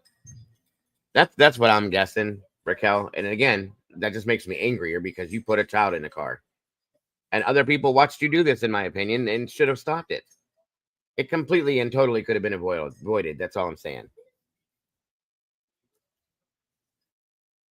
I'm also trying to figure out how deep the canal is, Nina, at that juncture, because it can be very deep, 20, 30 feet deep at one spot and less so at another spot. We understand the car was upside down. Is that correct? We have heard as well from the DA that the car was not upright. Now, I'm not sure if it was exactly upside down on its side. We just know it was not upright. So, Ben Dobrin, how would that add to the confusion of the EMTs if the car's upside down and the child's hanging upside down? It had a lot of confusion. You know, your brain is wired. We see things every day. We see cars upright. We see people, babies in car seats in a particular, orientation. Upside down changes everything. And then in dark water, you're feeling around. We naturally feel on the floor for the seat. We put our hand on the floor and rub our hand up to the seat. Once we're in the seat, then we're going to be searching for the car seat. Once we find. Congratulations, official. Welcome to the sauce. Much appreciated. Got another meatball jumping in the sauce with us. Congratulations. It's awesome. That is so awesome. Just a note real quick that I saw in another article, that Reagan was eventually pulled from the car by her uncle. Yeah, they were saying that I think it was a firefighter or a police officer and her uncle went in. But how long afterwards was it? It was 20 plus minutes, right? I don't know. It doesn't say. That's what I thought. Yeah. Oh my God. Yeah, I'm a meatball officially. I didn't know your community was the meatball crew. Oh, yes. Oh. Yes, we are. We are. And welcome to the sauce. We appreciate you very much. Yeah, she definitely looks a mess here, which good. I hope you cried your eyes out. Deborah Stevens, a sad story, passed on the phone with 911. That's horrible. I think I've heard about that. That's another good point too, Raquel. I'm questioning that myself. How did the uncle know she had wrecked? Did he hear it? Was he close, or did she call somehow? Or I don't know what the hell the deal was, but yeah. Okay, at least he just said he lived near the crash and heard it. They said the whole neighborhood heard the crash. It was so loud, so that could be why. I'm stealing that. Well, it's great to have you in the sauce, official. We appreciate it. The more people in here to spill the sauce with us, the better. We have big pots too. Don't worry. Find the car seat. We're going to be looking for the buckles. That orientation changes. Now I'm not searching on the floor. I'm searching on the ceiling, basically, for that car seat. And so it just changes everything. Your mindset has to completely change. And one of the things, the cars, when cars go in the water, it depends on what type of car it is, but most cars have an engine in the front. That will sink first. Depending on the type of car, a car with a trunk, the trunk will float for a while. An SUV doesn't have a trunk, but you're going to have an air bubble that will make it float for a while. And then when it starts to settle, they usually don't settle on all four tires. A lot of times they will roll over just because of the orientation. That motor goes down first, and then it'll just roll onto its roof. That's a very common thing for cars when they go in the water, depending on the depth of the water. If the water's shallow enough, shallower than the length of the car, oftentimes when the motor will hit before while the back end is still floating. So then it will just rest on the four tires. But if it's deeper, very often they will roll. And like you just said, sometimes they'll roll on the roof, but a lot of times they'll just roll on their side, which makes it even more difficult because now you're going down into a car and looking. You don't have access to both sides of the doors. You only have the doors that are exposed on what is now the top end. So, I mean, the orientation of the car makes it, it's an unknown is what you're going to find. And so whether it's on its roof or on its side, it makes it very difficult for people coming in, especially If those people are free diving, that just is an extreme situation. I can't get it out of my head, so every time I close my eyes, that's all I can see is the little girl coming out of the water. Our friends, CBS 13, Sacramento. Please join us on our mission to find missing people in a bathtub. EMTs desperately perform CPR on 4-year-old girl Reagan and then load her into an ambulance and race her to the hospital. This is what happens. Juliet Acosta is not at the accident scene when deputies and rescue personnel arrive. As her daughter is still trapped in her car seat underwater, Acosta has gone to a nearby home, and reportedly, when deputies arrive, she's taking a bath. Acosta is arrested and charged with felony DUI when she's found to be nearly 3 times over the legal blood alcohol limit. Her daughter, 4-year-old Reagan Heron, dies the next day at an area hospital. Acosta is initially jailed on the felony DUI charge and released on bond. Moms plus children plus car plus water. The seminal case, combining all of those into a deadly recipe, this. Yes, ma'am. There's a lady, she come up that door, and some guy jumped into a red light with her car, with her 2 kids in it, and he took off, and she got out of the car here at our house. And he's got the kids? Yes, ma'am, in her car. She's real hysterical, and I just thought I need to call law and get them back. Robert, what do you mean by live feed access? We're live right now. If that's what you're saying, I don't know what you mean, sir. A little more detailed, maybe. I'm not quite sure exactly what you want me, what that is. Down here. Susan Smith. Or are you talking about the link to get to the show? Maybe. If that's what you mean, we can put the link. Well, you're in here already, so I don't think it would change it. Yeah, that wouldn't. It wouldn't make sense either. I'm not 100% sure what you mean, sir.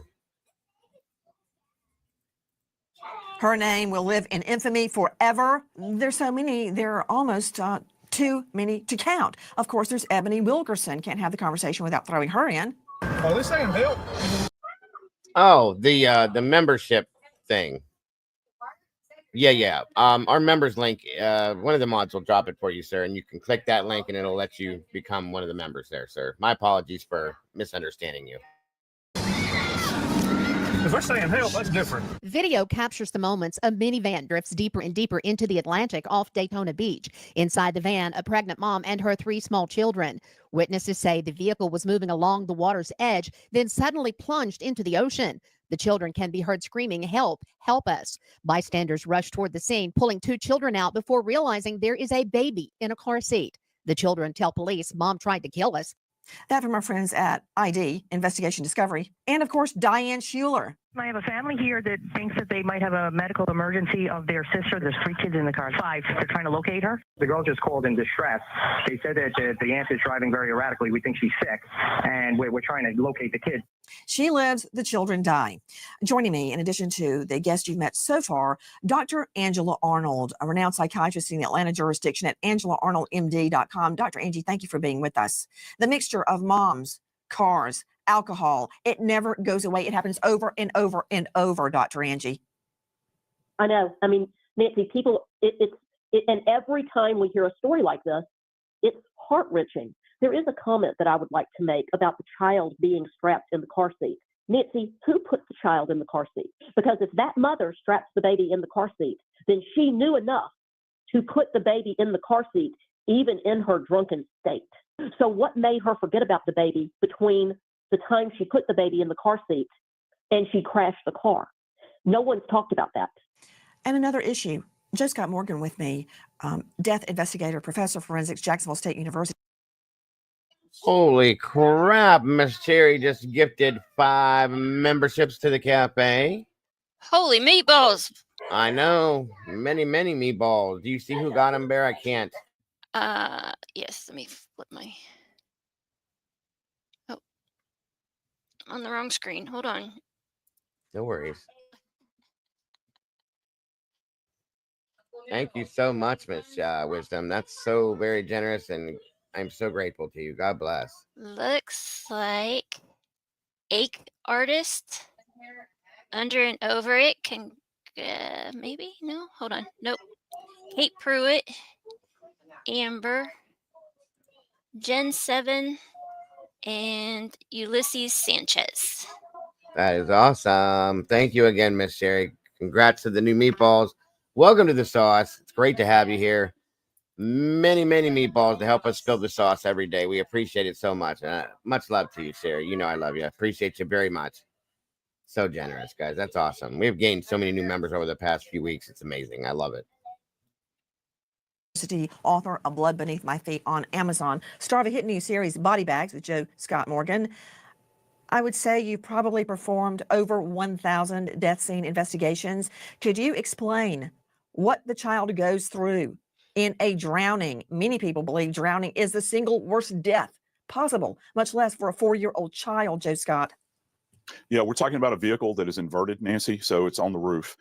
Just imagine, if you will, you're laying on a table on your back and your head is hanging off of it. Someone takes a pitcher of water and pours it directly into your nostrils and into your mouth. That's the position she would have been in, Nancy, because water is going to seek the lowest point of gravity in that vehicle. It's not like some movie where you have this air bubble above the head and people are kind of gasping for air up there as the water rises. That's not going to be the case. And one more thing about this. Do you remember, you had mentioned early on, I know you do, where she apparently struck a utility pole prior to going in the canal? That's going to compromise the structural integrity of the vehicle. So now I don't know for a fact, but she might have a gap in the car already when she goes in. And when we talk about baby Reagan here, the thing about it is this: upon that initial impact, that child, if she was asleep at that time, she will be awakened with a jolt. She's going to start shallow breathing already out of fear. And then when the car goes into the canal and begins to invert, now she's going to be tasked with trying to fight for her life while being strapped in and inverted as water begins to fill the cabin. Now, I can tell you this: at autopsy, one of the things that we're going to see with this child is that her lungs will be heavier than normal. And here's something that people don't think about as well: there would be water actually in her stomach because she's going to be ingesting water. She's gulping like this, just trying to do anything she can to survive. And of course, there's Case, it was Scott Peterson. He goes on the run, bleaches his hair, uses a car in his mother's name, a Mercedes, as I recall, with $10,000 cash, camping equipment, water filtration equipment, and a technical legal term, crap ton of Viagra, with fake IDs, using his brother's, I believe, driver's license. But the family says, no, he wasn't fleeing. He just wanted to go play a round of golf, and he didn't want the media to follow him. He needs Viagra for that. Family helping their loved one. In this case, the father is found with the so-called DUI mom, Juliet Acosta. Joining me, as you know, from CBS 13 KOVR, Nina Burns. Nina, what have you learned? You were in court yesterday. What did you learn? I did talk to Acosta's defense attorney, who told me, for starters, the reason she was in San Francisco was she was accompanying her father on a business trip. His business, she wanted to be a family. That's why she was there. And he says his qualm with the DA then releasing the statement that she was trying to flee is that he was informed the day before that she was going to be charged with second-degree murder. He told them she would turn herself in at 8 a.m. on Friday. They came in much earlier to San Francisco that Friday and then arrested her. Nina, Okay, so she got charged with second-degree murder, vehicular manslaughter, DUI, causing injury, permitting child. It's showing all the to suffer under circumstances likely to cause great bodily injury or death, resisting, delaying, or obstructing a public good. Every charge she could get. That's amazing. Good to see it. So that Friday and then arrested her. Nina, I'm sure you've heard the name Sean Combs. He was going to turn himself in. Okay, we're done. She's just going to keep rambling. So anyway, we know what she was. That's what I was waiting to see, is what the hell she was charged with and what happened. And we know. So that's awesome. That was one of your worst ones, Nancy. I'm sorry to say, but anyway. Yeah, that was torture. What the hell her problem was. This was horrible. But anyway, my apologies, guys. I didn't realize it would be that. I don't know why she's so morbid anymore. It's ridiculous. It doesn't make any damn sense. Oh my God. Anyway, so I just wanted to show the situation, okay, that it happened and how horrible it was. Things like this need to be seen, but not at that cost. That was just ridiculous. Yeah. Yeah, official, she said Viagra. I didn't quite catch all that because I was tuning her out, but I heard Viagra.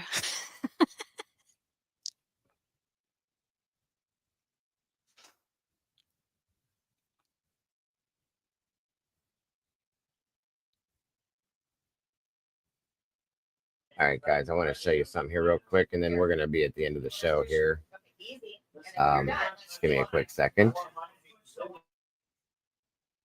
My family's in the background dying eggs. That's why it's so noisy in the background.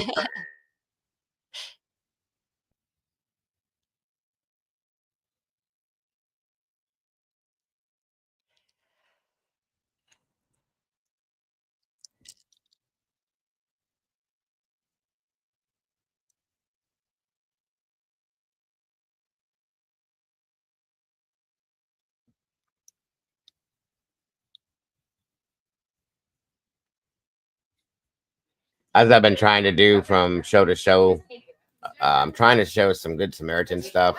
It's a lot more lighthearted than what some of the bad stuff that we watch. This is one or two circumstances here real quick, guys, that are just like that. And it's amazing. Hold on. Phil, what? The genius just drove off with my phone on the roof of his car. Luckily, only a half-mile down and in the road. No more shattered than usual. Oh my goodness. The genius is Bill's child. I love that she calls the child the genius. I love it. That's awesome. Well, I'm glad it didn't ruin it, Phil. That's all that matters. Yep, I agree, Wisdom.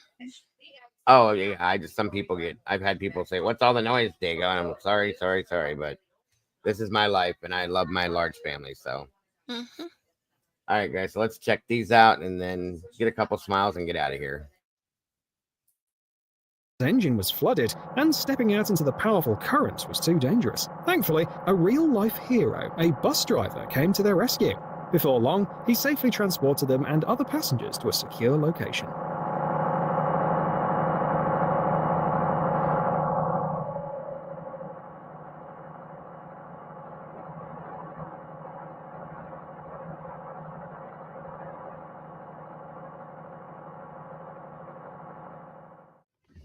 Some people, seeing a burning building, would just make sure everyone's safe and move on. But not these guys. They knocked on every door and rescued animals that wouldn't have been able to escape on their own. Come on, pup. Come on. It's okay. Come on. You're okay. Help me, Grant! Help me! Grab him! All right, that's my place. Good. Get that dog! Grab that dog! Oh my God.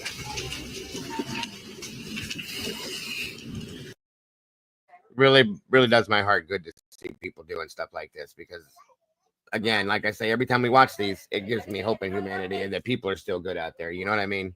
So, and people, as much as I've seen this situation being on a house fire, many a times where people are trying to run back in. We're supposed to stop them. I've been swung at for doing that before, because we're not allowed to allow people to go in, and the people, they want my animals, I want my this, I want that. So it happens a lot. Right. It's a good thing the doors are unlocked. I agree with you.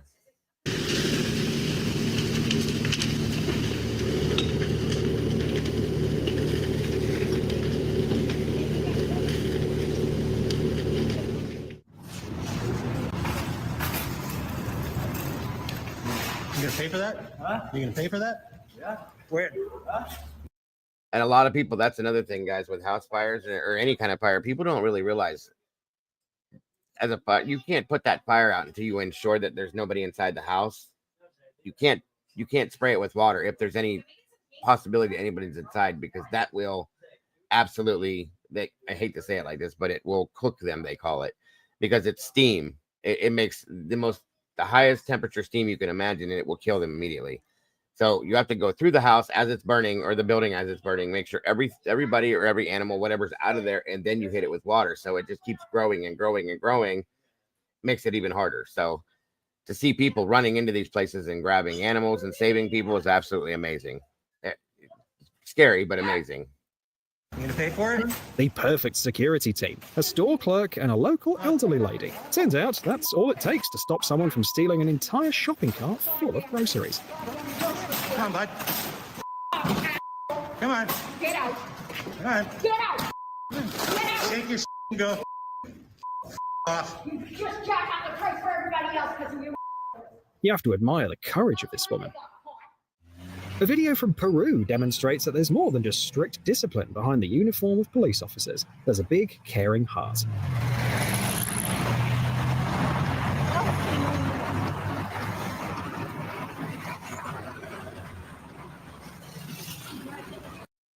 Yeah, very true, official. Any search and rescue that happens, you're on your knees. We were always on our knees, feeling around with a weapon, an axe, or something to make sure there's nobody in there.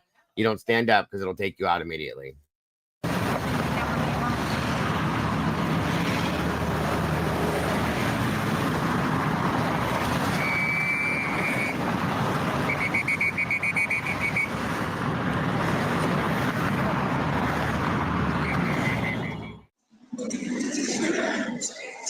No, you're gonna fucking sit in music. No, no, así que no, este. No, the guy's good, yeah. Watch me. Just be.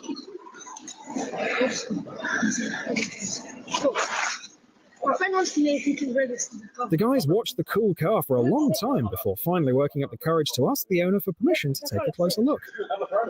Actually, he just says, no.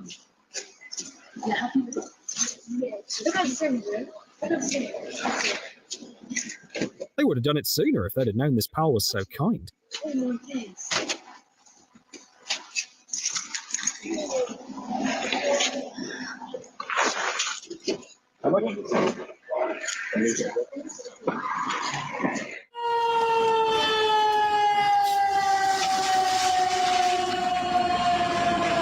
While the firefighters were still getting ready to put out the fire, a passing truck driver hauling a load of water stopped and solved the problem.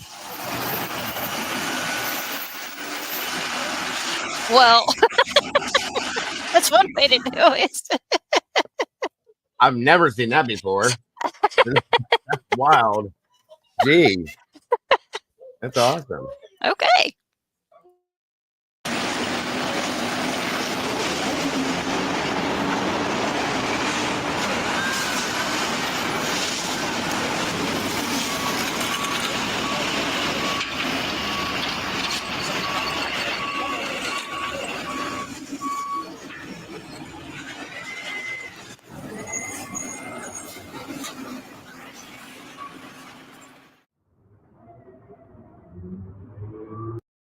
Meanwhile, these guys are running around like crazy trying to pull their hoses off and the fire's out. I mean, that's good, but I'm sure they were Right. like, That's what I was sitting here thinking. I was like, right. man, he's going to have it out before they even get the whole. I've never seen that. That's pretty awesome. That's wild.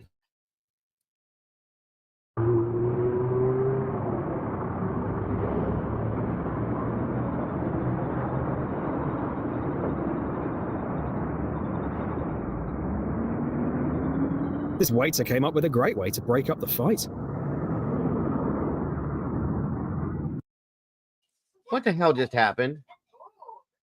He goes out, breaks up the fight, and go, here, you want some pizza? What the Pretty hell? much. I've never seen that before in my life. That was great. That was awesome.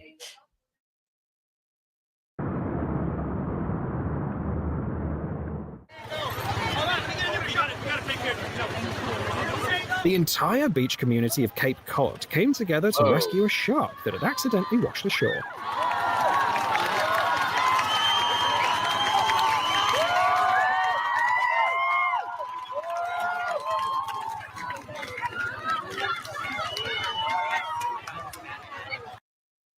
Can you imagine the shark? Like, what the hell?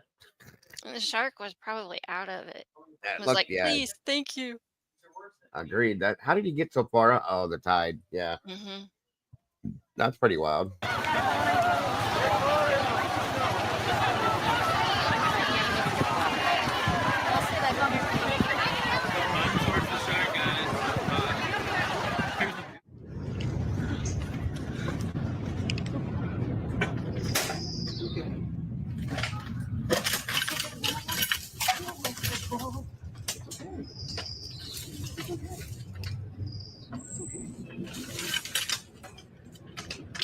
see what it. I couldn't tell what animal it was there for a minute. That's what I was struggling with. I couldn't see it until it moved backwards a little, and then I think it's a goat. Maybe. I know it's. I think it's a deer. It looks like it's got a full rack. You know what I mean, like antlers. Looks awfully Hold it. small. Let me- Wait. I don't Well, know. it could be a baby buck. Let me see. Oh, bigger than I thought it was. Nope, that's a full size buck. Yes, it That's a is. good sized one. Jesus, how did it get in there? That's nuts.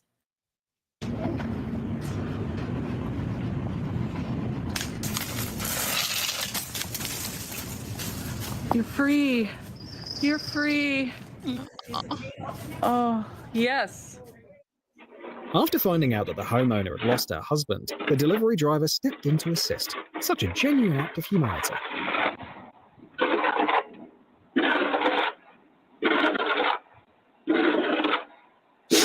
Good for you, dude. See, that's what I'm talking about, guys. I love this kind of stuff.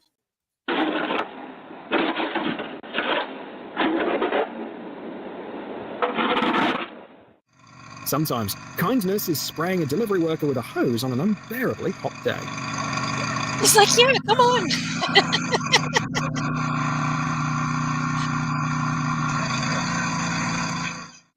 A guy came up with a surprising and unique way to use his excavator.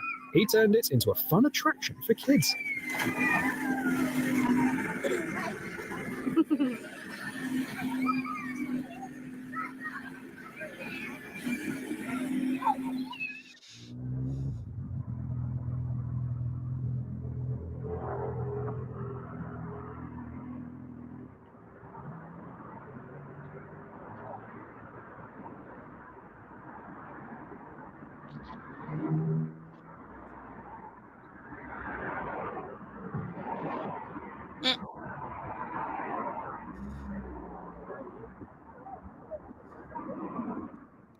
Dude, we gotta help this guy. It's an Oscar. We gotta help him out of the water. No, we gotta help him out. Dude, can you work towards the back, man overboard? Go hard left. Let's get to him. Let's get around again. Get to him. Give him something he can grab onto. Give him throw him the. Good. He's totally. Let him relax. Let's all back off. Aww. Don't worry, buddy. You're good. After the men pulled the bird out of the water and freed it from the trash it was tangled in, the osprey realized it was safe and even spent some time with its rescuers.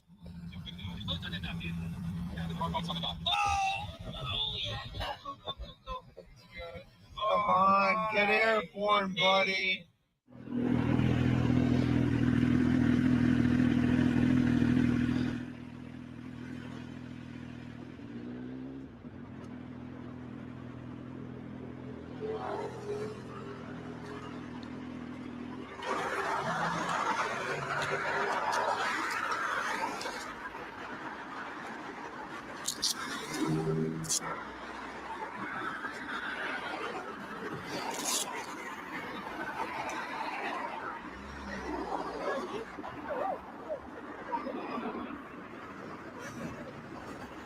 You want some help? I want to cross. Yeah? Do you need any help though? You okay? You can I'm move. okay. I can walk if you go. Yeah, you go.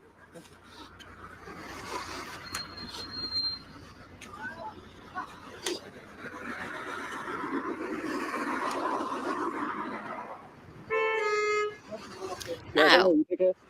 Don't worry, no rush. Assholes. Sorry.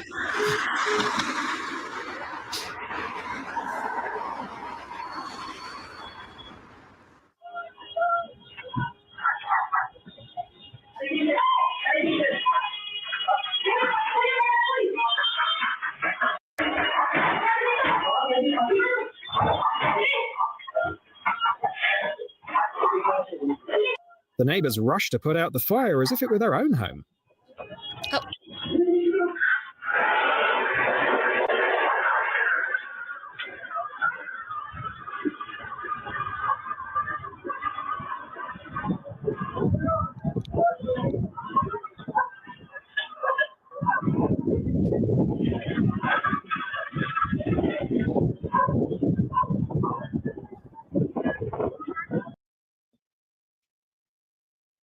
That's some awesome stuff.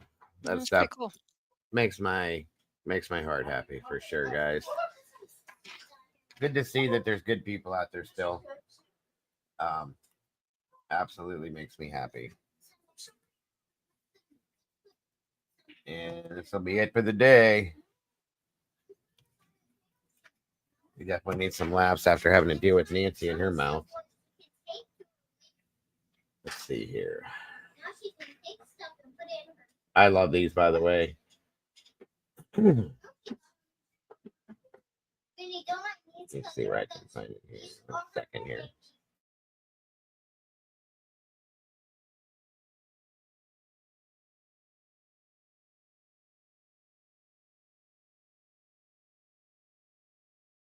Very cute and very fitting since tomorrow's Easter.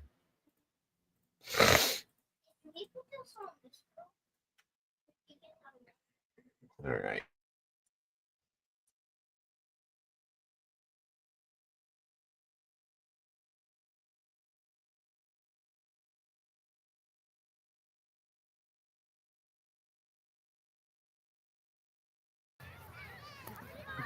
Nothing's in it. Oh my God, there's lots of big nothing's in it. It's so amazing. It's so. Ah, dirty. That's a dirty egg. Daddy, is the Easter Bunny a girl or a boy? I don't know. What do you think? I think she is a girl. Oh, okay. She's so nice. I love her. Really? And she is a big Easter Bunny. Yeah. Yeah, she's a girl. Oh. Who's a big Easter Bunny? We must see her if she's a boy or a girl. Because she is a girl. I don't want to be the one to check. Easter, talk about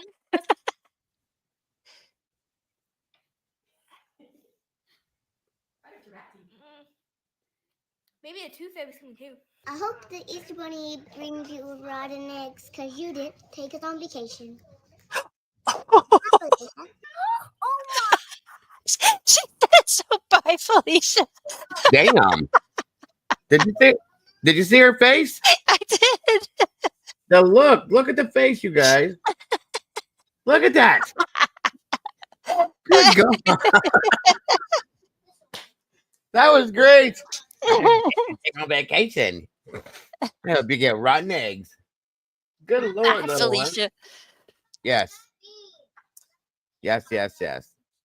Easter Bunny ain't bringing you nothing. Right? Right? Oh my God. That was great. So bye, Felicia.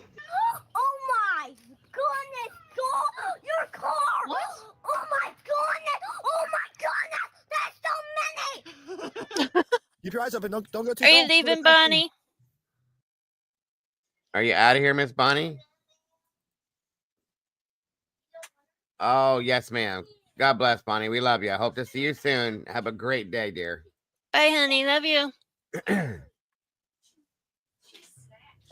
Look all around. Look to your right. Look down.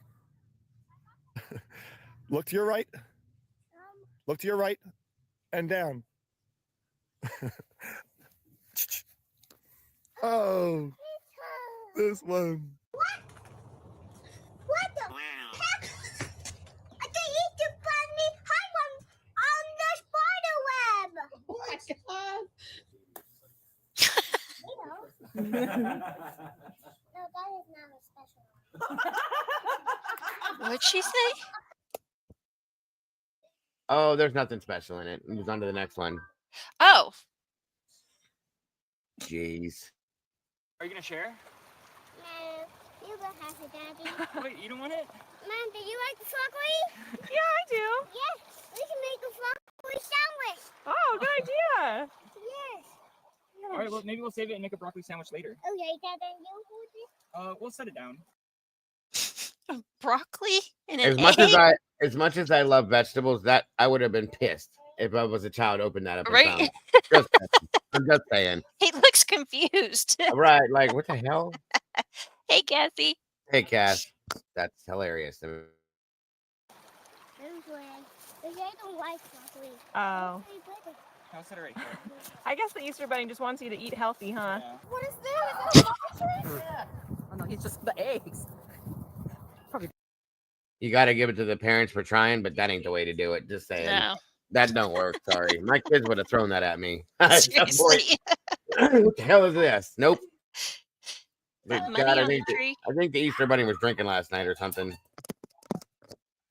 Is that money on the tree? It looks like $5. Yeah, I think. Okay. Yeah, that's pretty cool. Oh wait, there's a bunch. 5, 10. Shit, I need this tree.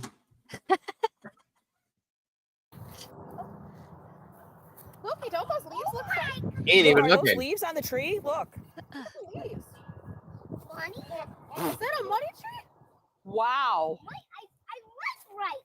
Wait, Rosa. I was right. He's gonna rip it. I want the tree. Something's in it. Something's in it. Oh, she's cute.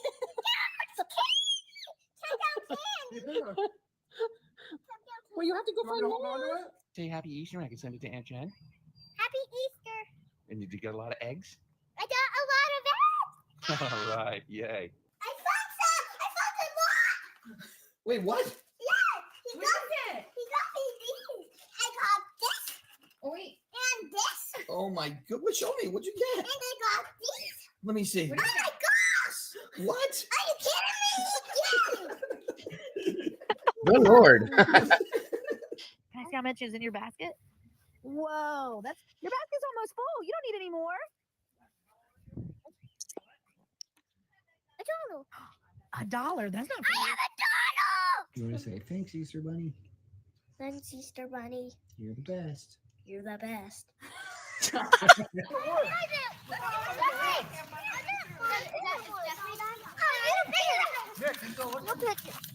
What are those carrots that the bunny ate? What do they taste like?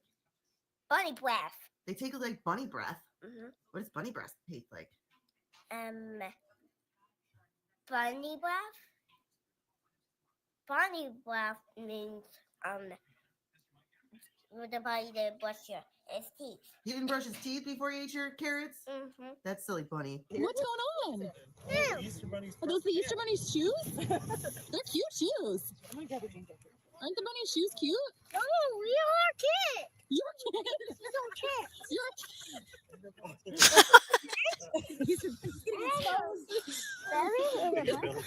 You're busted. Give it up. Right? And a belly and a butt. Right.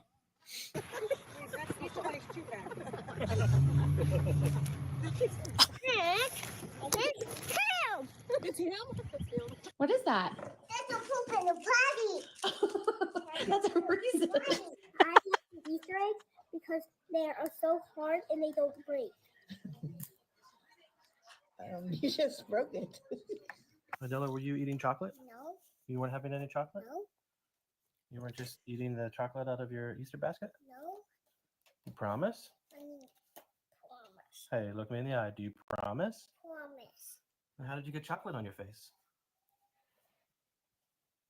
I did not get that on my face. Yes, you did. Can you get it out? I can't. There you go, Alicia. There's your peeps. I like the sugar. Okay, now take a bite. Let me see what you think about those things. Is it delicious? Yeah? No, it's not delicious. That's exactly what I used to do when I eat peeps too. No, it tastes delicious. Oh, okay. Are you gonna have another bite? No, I'm fine. Okay. Look at what the Easter Bunny came. I got Shredder, the Turtle Man, and Shredder and Raphael. Holy Christmas! This is so crazy. He got it from Ross. Easter Bunny shops wise. Say Happy Easter. Say Happy Easter. Eva, Happy Easter, everybody. That was not coffee. Happy birthday, everybody. What is it? That last little one reminded me of Hazel, Alicia's little one. She's cute. What is it? Poop. It's an Easter bunny. Poop. Poop. It's an Easter bunny. Poop. Poop. Poop. It's an Easter bunny. Poop. You ate all the candy, but you're sorry. How many did you eat? A lot. How many? Like 2? No. I ate like 1, 2, 3, 4, 5, 6, 7, 8, 9, 10. I just eat 10. That's a lot of candy, Scarlett. Yes. I just eat a lot. I don't know why. She's so sweet. Blue bunnies to make you help you. Oh God, I remember them days. And it shoots water at you. Really? Chuck. Yeah. And you gotta do like this on your feet and the way. It is so messy. It is. Nobody. Nobody? No. You just came out here all by yourself? Wow. What are you? Oh my God. You're kidding me. Baby pigtails kill me. I love them. She's adorable. Where are you? Like, I got baby fever so bad. What is there? Mm-hmm. Eggs. Oh my gosh. We go out there and then pick them up. We'll have to call Grandma first. We're gonna wait for Daddy to take a shower. Okay. I will tell Daddy. What did you get in one of the eggs? A chocolate sock. Where's the chocolate sock? How do you like Easter so far? So I got these. Do you like it? Do you like it so far? Yeah, it's pretty good. Pretty good. Yeah. You like the confetti in your hair? Yeah. What'd you get? A dinosaur. Let me see. What is it? A A dinosaur. dinosaur. Oh! Wow. Chrissy, what did you get in your egg? Who's this guy? What's his name? Daddy. You think he looks like Daddy? How is her backpack? Hey, it's a backpack. That's Jesus. No, it is. It's her backpack. His name is Jesus, right? No, it's her backpack. What's his name? Daddy, We gotta crack the eggs. can I crack it? Sure, you can crack that one. So you go first. Okay, you ready? Yeah. What have you done? Hey! I'm not delicious. It's not delicious. It's not delicious, Mommy. They're very delicious. No. What's delicious? Chocolate. What is that? Huh. A what? A bunny. A bunny. A chocolate bunny? Chocolate bunny. Oh, What is it? it's going. What is it, buddy? It's mellow. It's mail? Yeah. It's money. It's money. Money. Say thank you, Grandma. Thank you, Grandma. It's hatching. It's hatching. Oh no, it hatched. It hatched? What's inside? What's inside? It's hatching. It's cheese. cheese. It's cheese. What's in your mouth? Oh, it's the egg. How many Easter eggs? You thought that was cheese, huh? Uh-huh. Okay. They didn't teach him that it's not Should anyway. have said that's not cheese, right? Eggs are in there. 1, 2, 3, 4, 5, 6, 7, 8, 10. Were you being naughty getting the Easter eggs? No. Are you sure? No. Did you ask Grandmom if you could have the Easter eggs? Mhm. No, you didn't. How many I gave you? I gave you 3. And how many did you eat? 1, 2, 3, 4, 5, 6, 7, 8, 10. I know. I get them out of the box. No more. You got them out of the box? Mm-hmm. Candy's evil. But he only. Who's there? Oh, 2 of them. What? Are you crazy? He's crazy. Again? He hopped up there. You can't reach up there. Timmy and said more junk food? I don't know. Mr. Bunny, you will go bye-bye. You don't want them in our house? Mr. Bunny, no, Easter bunny. Fingers. Can you say hi, can you say hi him? Can you say hi to him? Uh-huh. Yeah. He helped me. You want me to help you? Mr. Bunny. Yeah. Usually he'll come when you're asleep. Okay. Mr. Bunny don't get my baby Iguana. No, he won't take your baby Moana. Mr. Bunny, you get the egg? Yeah, he'll drop eggs off in our house and he'll leave candy probably. Tyler's not scared of Mr. Bunny. No, he's not scared of Mr. Bunny. Not David, not Daisy, not Conan, not all this thing. Yeah. And then Mr. Bunny don't eat the doggy. Yeah, he won't eat the doggy. She's beyond adorable. Mm-hmm. Crazy. Yeah. Okay, let's see what's inside the eggs. I'm rich. How much is it? $1. All right, what did you find? $20.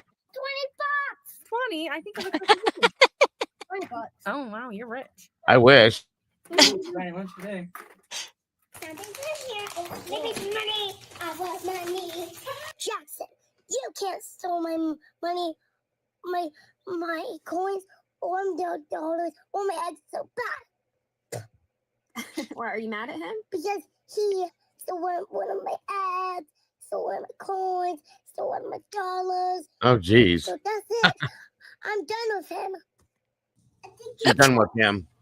Ew! Sticky toes. Ew! Oh, that's cute. Sticky toes. No, it's from the bunny. We Stinky did that. toes. We do that out in the yard for the little ones. Those are his.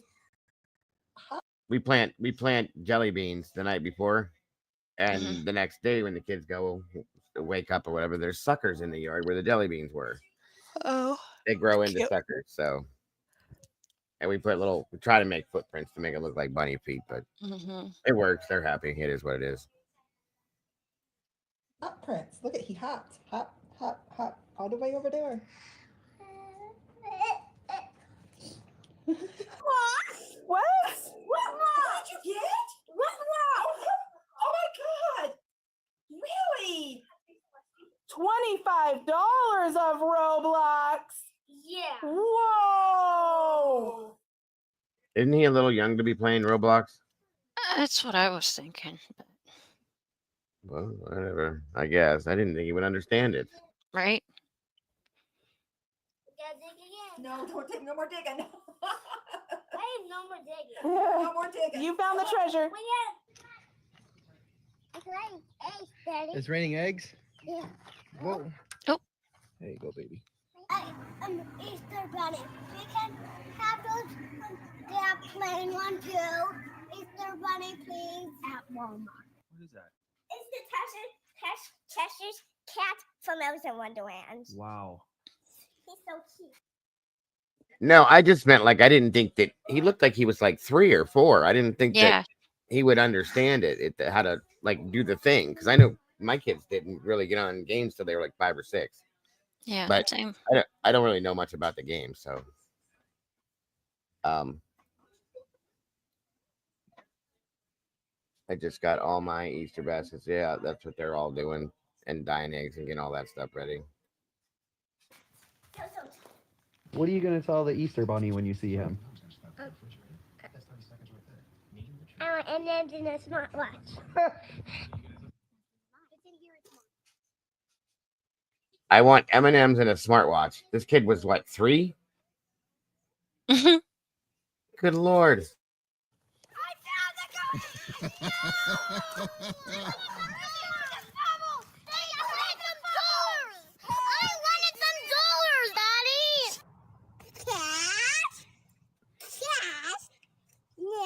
I'm not looking for cash. Put it back in the house.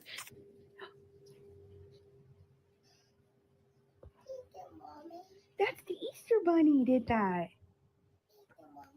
The Easter Bunny came. I love you. No, Easter cake thing. It's the Easter Beagle. We'll be watching that tonight with the grandkids. Kid, like you. I love Snoopy. Snoopy's awesome. 100%. Money in it. What do you say? Thank you. What you doing, Nora? I said What do you have there? What is it? it. Hexagon. A hexagon. You're coloring eggs. What? It is a hexagon. Wow. Okay. Right? It's a hexagon. Jesus, these kids are smart. Mm-hmm. And you are right. Can you count some of our Easter eggs we colored? Count them for me. 1, 2, 3, Uh-huh. Seven's in here.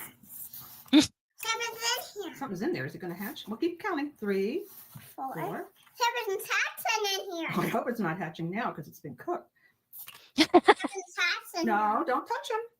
Are you going to count them all for me? Seven's hatching out here. Okay. Come here. I hope not. Me. You're hatching? That's hatching. Uh-oh. But we've already cooked it and colored it. Is there a purple? No, don't. What'd you do?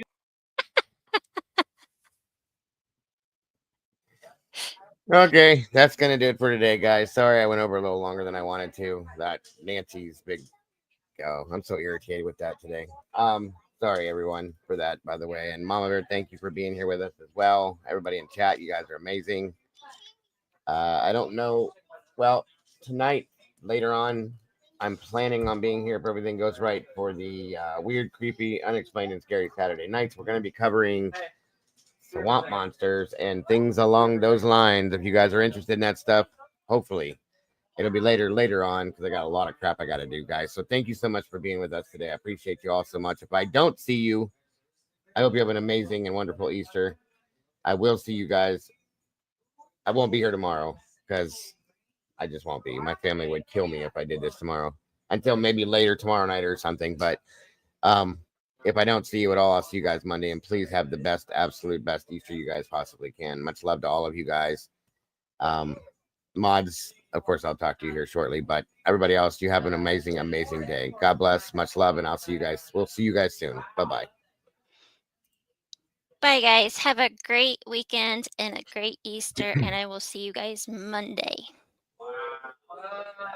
Life's a journey. Let's make every moment shine. Together we share our hearts so intertwined. Each time you tune in, we're dancing in sync. With every story told, just let your soul think. A little laughter, some love, we're flying high. As we wrap up this episode, it's not goodbye. News on the airwaves, spreading joy and cheer. Thanks for being with us, we'll see you right here. Kick back, take a breath, leave your worries behind. This podcast is magic, a treasure you'll find. With every moment shared, we light up the way. Join us next time for more laughs and play. A little laughter, some love, we're flying high. As we wrap up this episode, it's not goodbye. News on the airwaves, spreading joy and cheer. Thanks for being with us, we'll see you right here. Kick back, take a breath, leave your worries behind. This podcast is magic, a treasure you'll find. With every moment shared, we light up the way. Join us next time for more laughs and play. So hit that subscribe, keep the vibe alive. We're riding this wave and it's set to thrive. With smiles all around, let's seize the day. In this podcast family, worries drift away. A little laughter, some love, we're flying high. As we wrap up this episode, it's not goodbye. News on the airwaves, spreading joy and cheer. Thanks for being with us, we'll see you right here.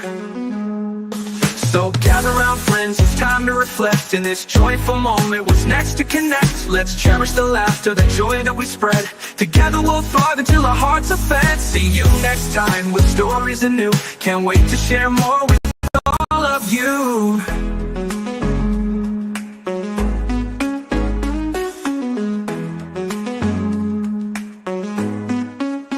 So hit that subscribe, keep the vibe alive. We're riding this wave and it's set to thrive. With smiles all around, let's seize the day. In this podcast family, worries drift away. So hit that subscribe, keep the vibe alive. We're riding this wave and it's set to thrive. With smiles all around, let's seize the day. In this podcast family, worries drift away. So gather round friends, It's time to reflect in this joyful moment. What's next to connect? Let's cherish the laughter, the joy that we spread. Together we'll thrive until our hearts are fed. See you next time with stories anew. Can't wait to share more with all of you. See you next time with stories anew.